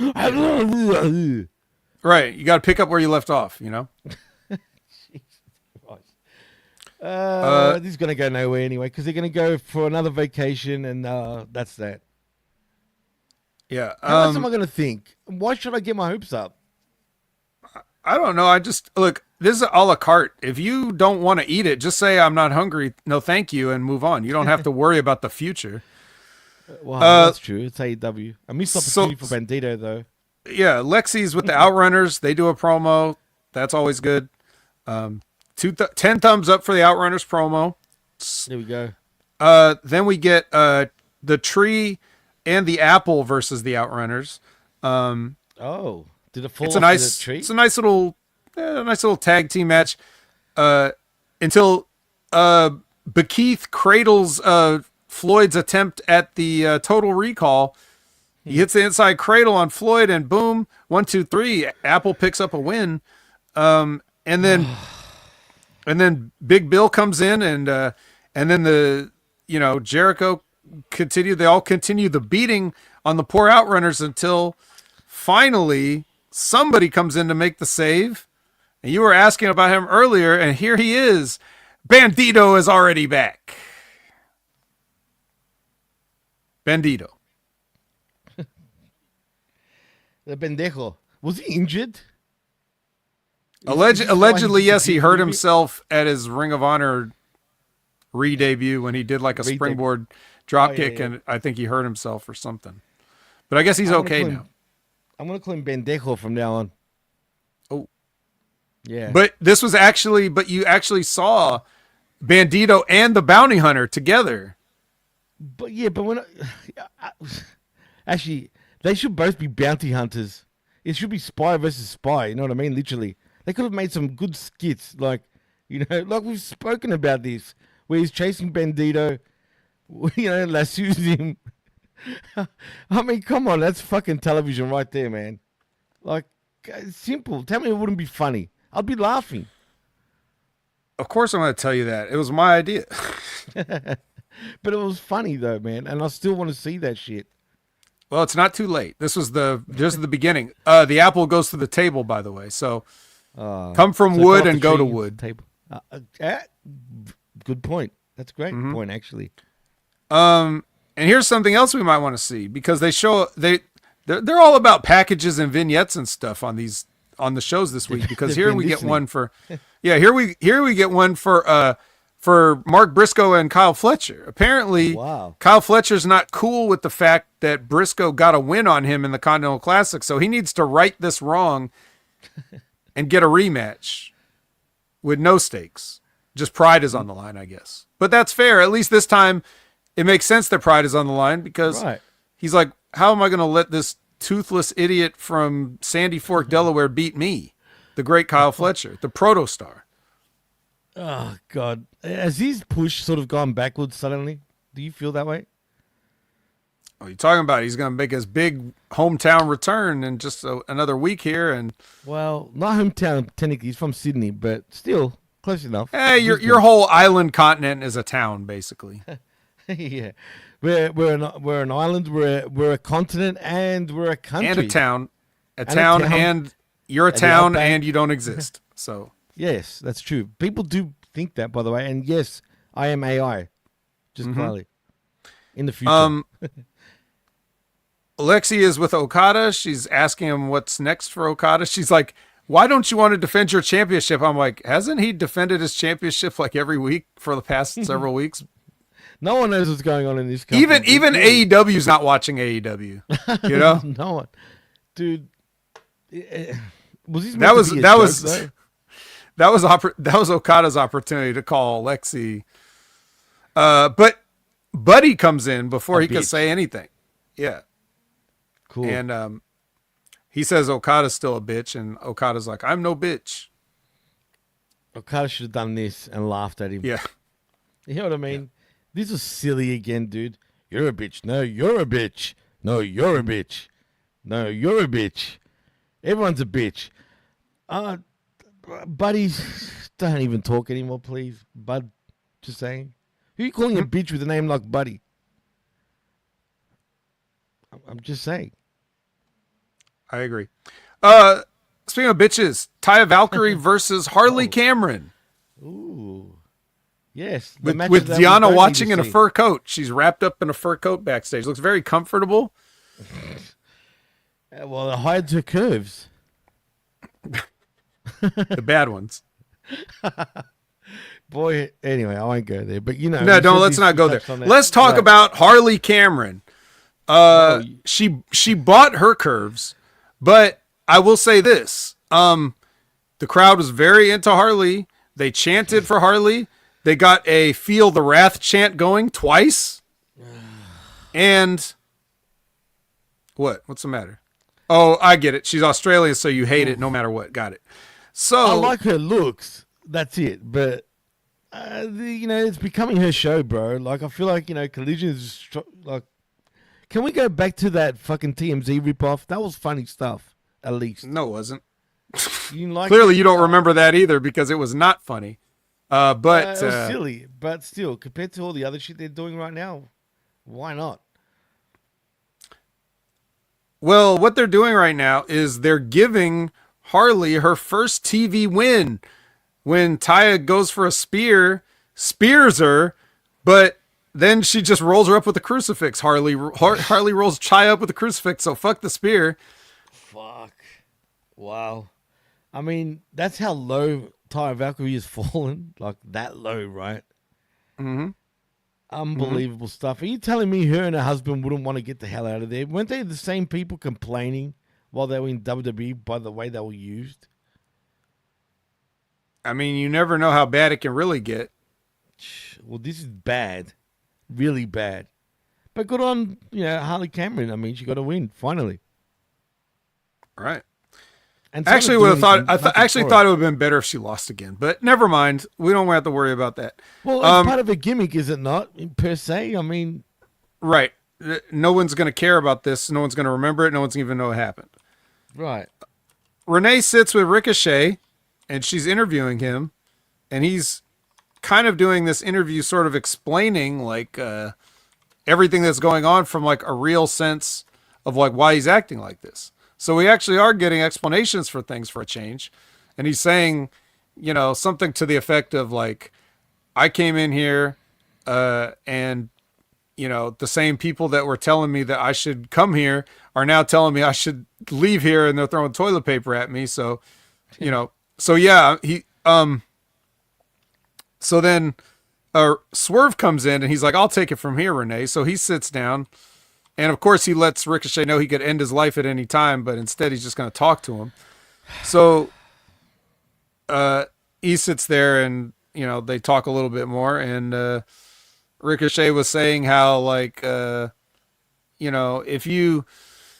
He's like, yeah, I'm not a great promo. If I have to sit here and say something that I don't believe in, then yeah, but, whatever. And then Swerve is just like, well, whatever, I'm going to kill you. And then he pulls the scissors out of Ricochet's pocket and threatens him with the scissors. And then Ricochet doesn't move, and then Swerve puts the scissors back. Wouldn't this be a conspiracy to murder at this point? I mean, on this show, no. Oh, I see. Not even close. Laws don't exist. Right, exactly. Yeah. This feud is really falling off the cliff really quick, Vet, and it shouldn't be. Well, what if... It should be a lot better than this crap. Well, what if... But, Jimmy, what if... Again, you pointed out, they book it backwards. So what if this was the first thing we saw? I know. Why am I like? Why couldn't they have done this before the stabbing? Why couldn't they do a promo like this before? Because this was pretty good.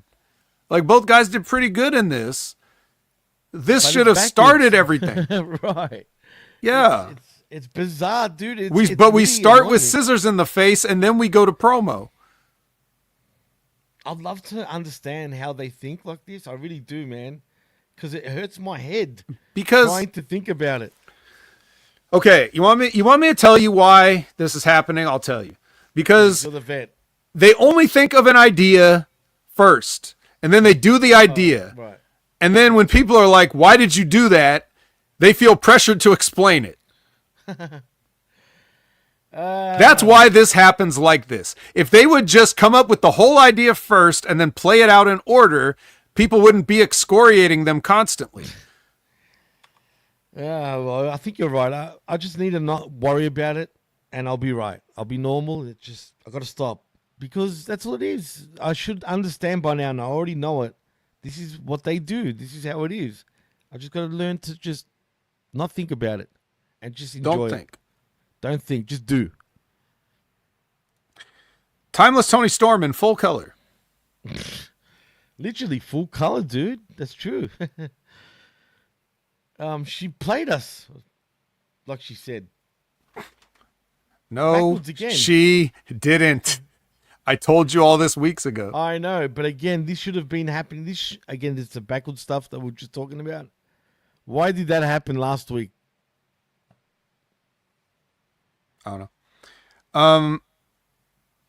Christopher Daniels package. Why are we getting a package on Christopher Daniels? I thought we were done with Christopher Daniels, bro. Wasn't he? I thought so done? too. Wasn't he retired, man? Yes. But wait, it's AW. We go backwards. Remember? Oh, so he's going to debut next. Yes. He's going to be the fallen angel Christopher Daniels. He's going to shake everybody's hand and act like he never met him before. Exactly. That's exactly. And then he'll come back and be timeless Christopher Daniels. That would be brilliant. I don't know why that would be actually funny, but at this point, why not? I mean, see what sticks to the wall. Let's see if this one sticks. It's Renee and Harley and Mercedes and Mercedes. Right. Why? Why two Mercedeses? I mean, can we stop having a million friggin' Adams and a million fucking Mercedes? Mercedes is a name that's not even common, dude, really. But yet, here we are in AEW. We got two Mercedes, except one's an AMG, apparently. You know what I mean? All right, well, one's like the C class. Without calling you out too bad, I can just tell that, you know, I understand you had a Royal Rumble to watch. You couldn't watch two things, so I get it. That's all right. I'm here to cover for you. But no, tell me. But why have we got two Mercedes? Because it's Harley with a puppet of Mercedes Moné, and she's doing ventriloquism, which she can do. So it's a puppet of Mercedes, and I was making a joke that there's two Mercedes because there's not two Mercedes. One is a puppet. Right, it's a puppet. But why? But why? Like, why is this happening? Though? Because she could do ventriloquism, and they need an excuse. That's why. I'm sweating, dude. I'm fucking sweating. Okay, cool. Never mind. I guess. All right, let's just run through the rest of this real quick. You don't have to respond. Package then. O'Reilly versus Moriarty versus Garcia. Despite Shane Taylor, you don't have to respond. Despite Shane Taylor punching Lee Moriarty, he's not able to capitalize, and he gets the jackknife. I think if Daniel Garcia, like if Kevin Nash called Daniel Garcia and said, "Hey kids, you can use the jackknife from now on," I think he misunderstood what that meant. But before Shane Taylor Promotions can go ahead and get the heat back, then we get Fat Daddy, New Daddy, and Cole Bebe all come out and they run off Shane Taylor Promotions. So very good. No hat or glove? Of course not. Why would they be? Okay.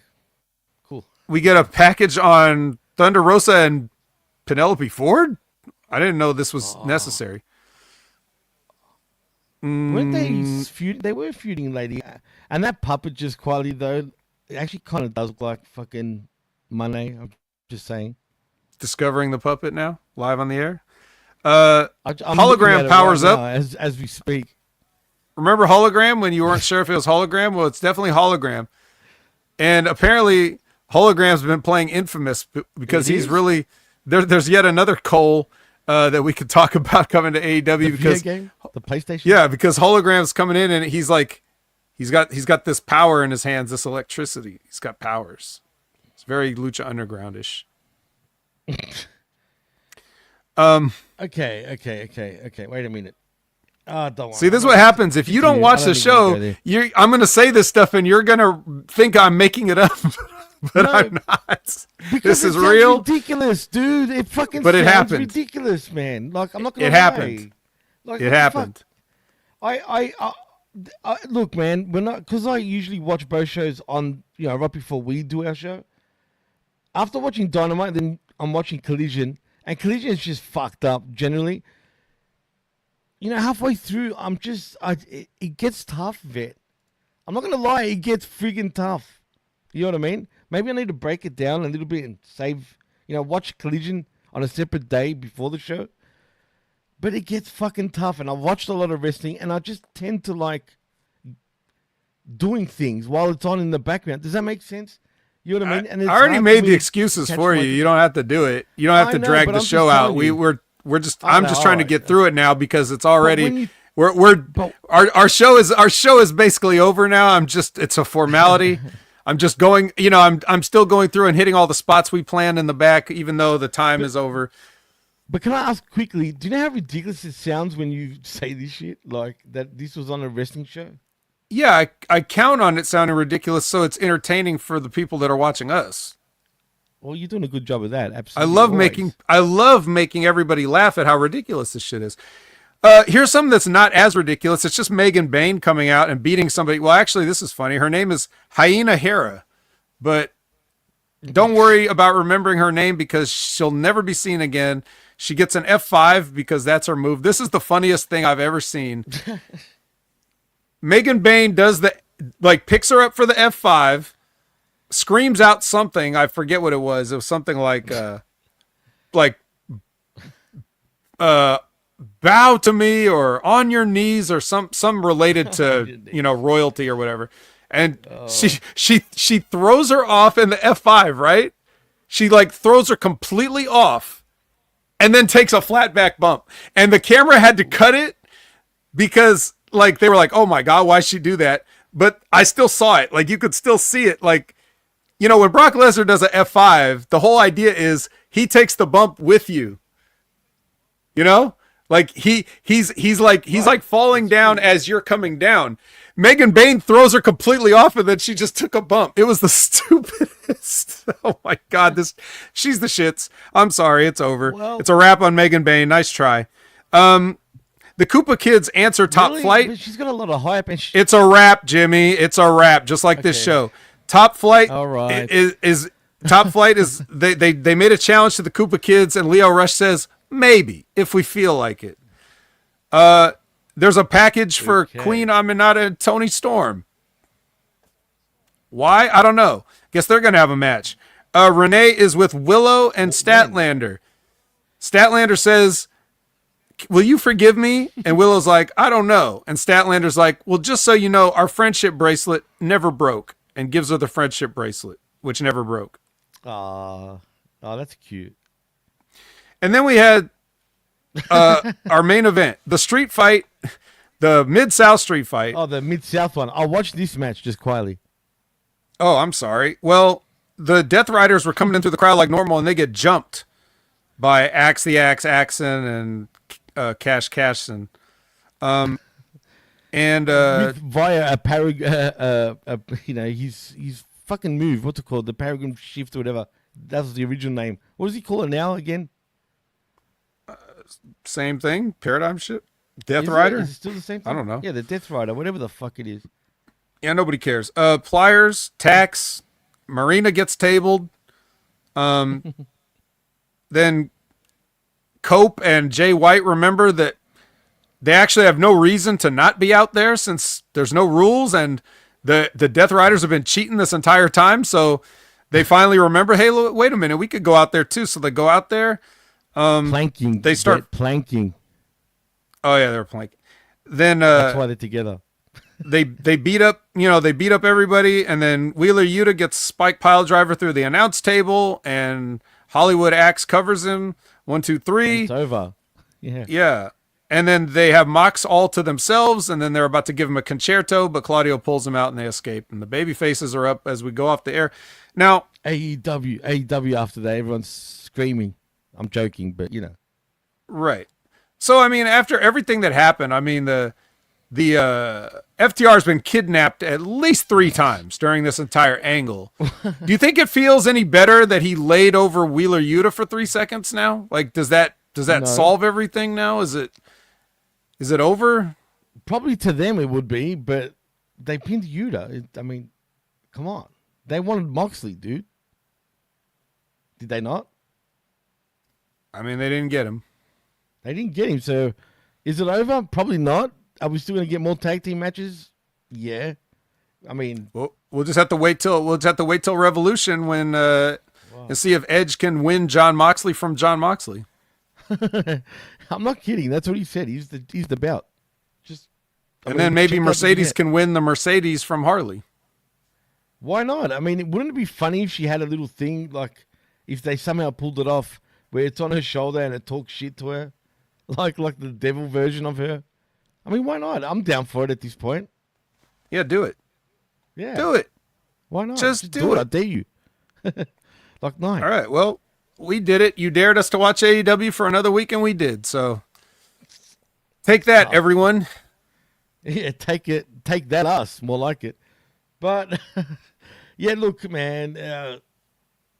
This was a bad week for me for AEW. I will say Dynamite was kind of better, than Collision. Collision is just a fucking... It's just a tag team mess, usually.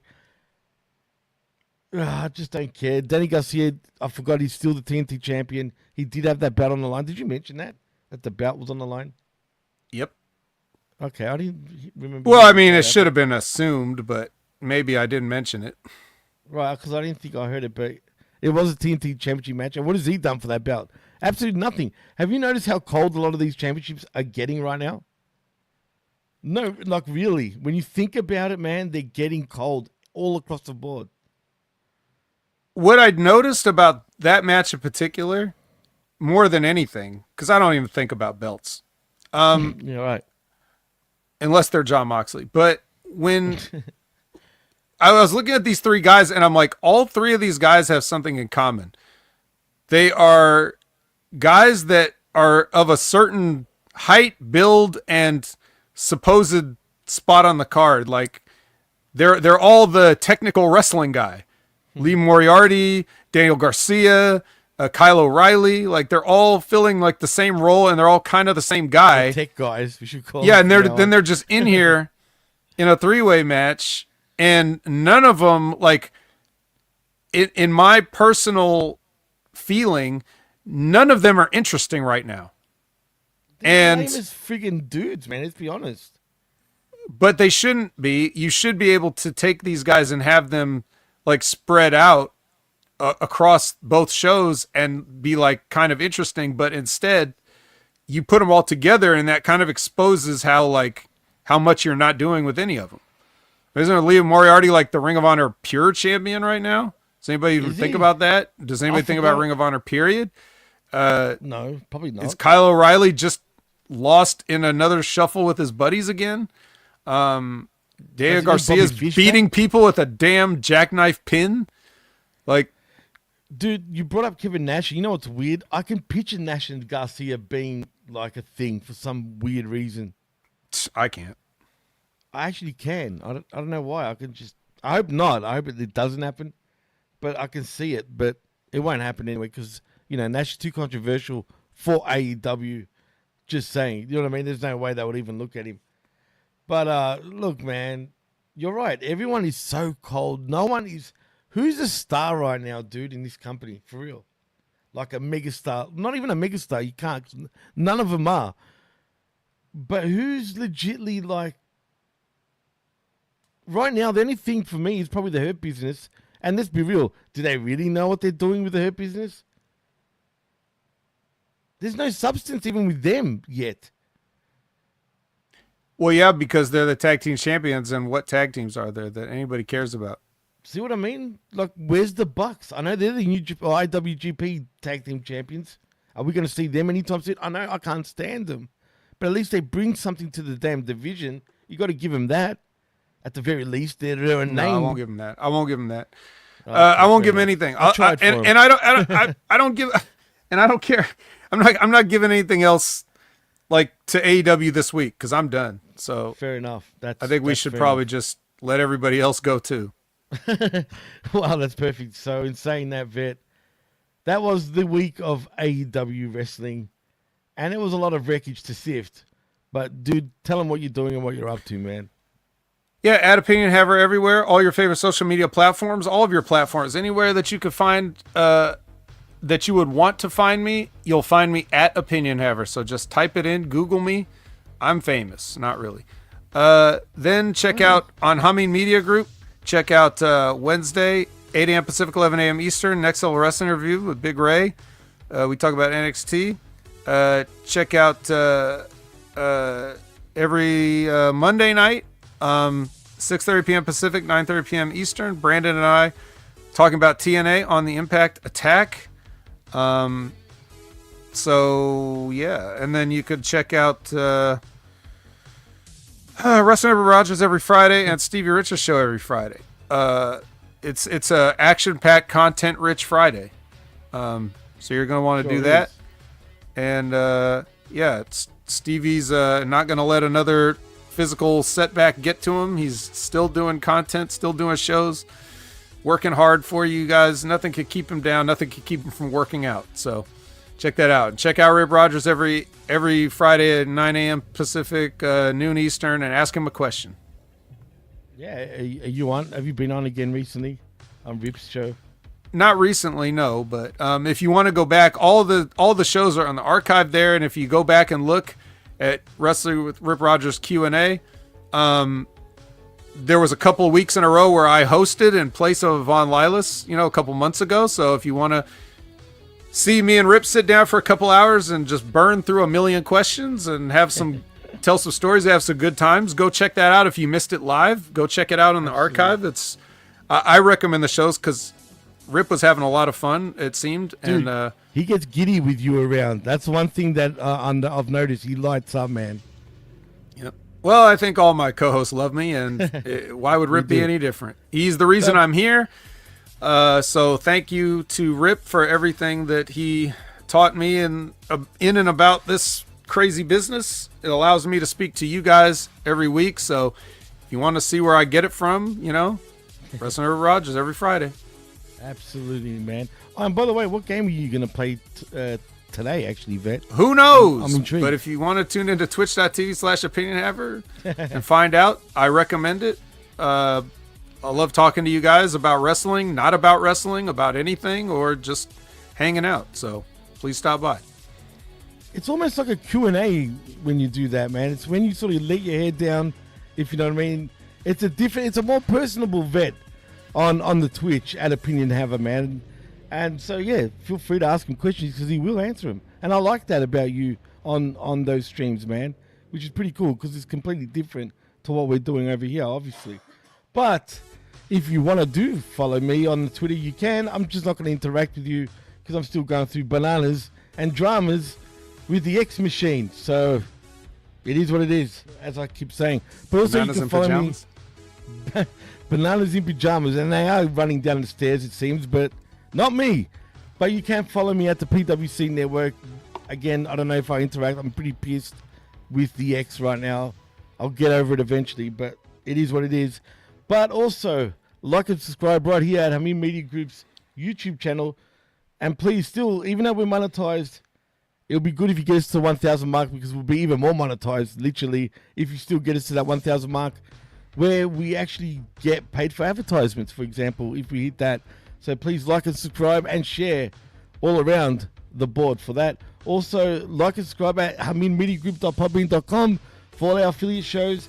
And also, look out for the Royal Rumble review show with myself, MSG, and, of course, the Professor Chabela Vera Cruz, where we talk all things Rumble. Go check that out if you want to hear in depth of what all of us thought about the Royal Rumble. And also tune in for I Like a Raw, Tuesday mornings, 10 a.m. Eastern, where it's me and Big Ray Hernandez talking all things Raw every Tuesday mornings, 10 a.m. Eastern. And, of course, the Smack Attack and this very show, The Wreckage, with myself and the Vet. Also, like and subscribe at channelattitude.com with $5 only. You get the realest and the best talk. And I'm going to say it one more time before we go. You got to tune in live from now on, peeps. Otherwise, this show is see ya. And I truly mean that. The second I pushed end stream, it's gone. So tune in live every week right here Sunday mornings, 11 a.m. Eastern for that Wreckage with myself and, of course, the best in the world, the Vet. And in saying that, I am Jimmy T. That is my co-host, the Vet, Jamie Williams. And you've been listening and watching that Wreckage right here on Lummy Media Group and channelattitude.com after the fact. And thank you all for joining us. And thank you once again, Cold Blood, for the super chat. We love y'all. And we're out. Peace.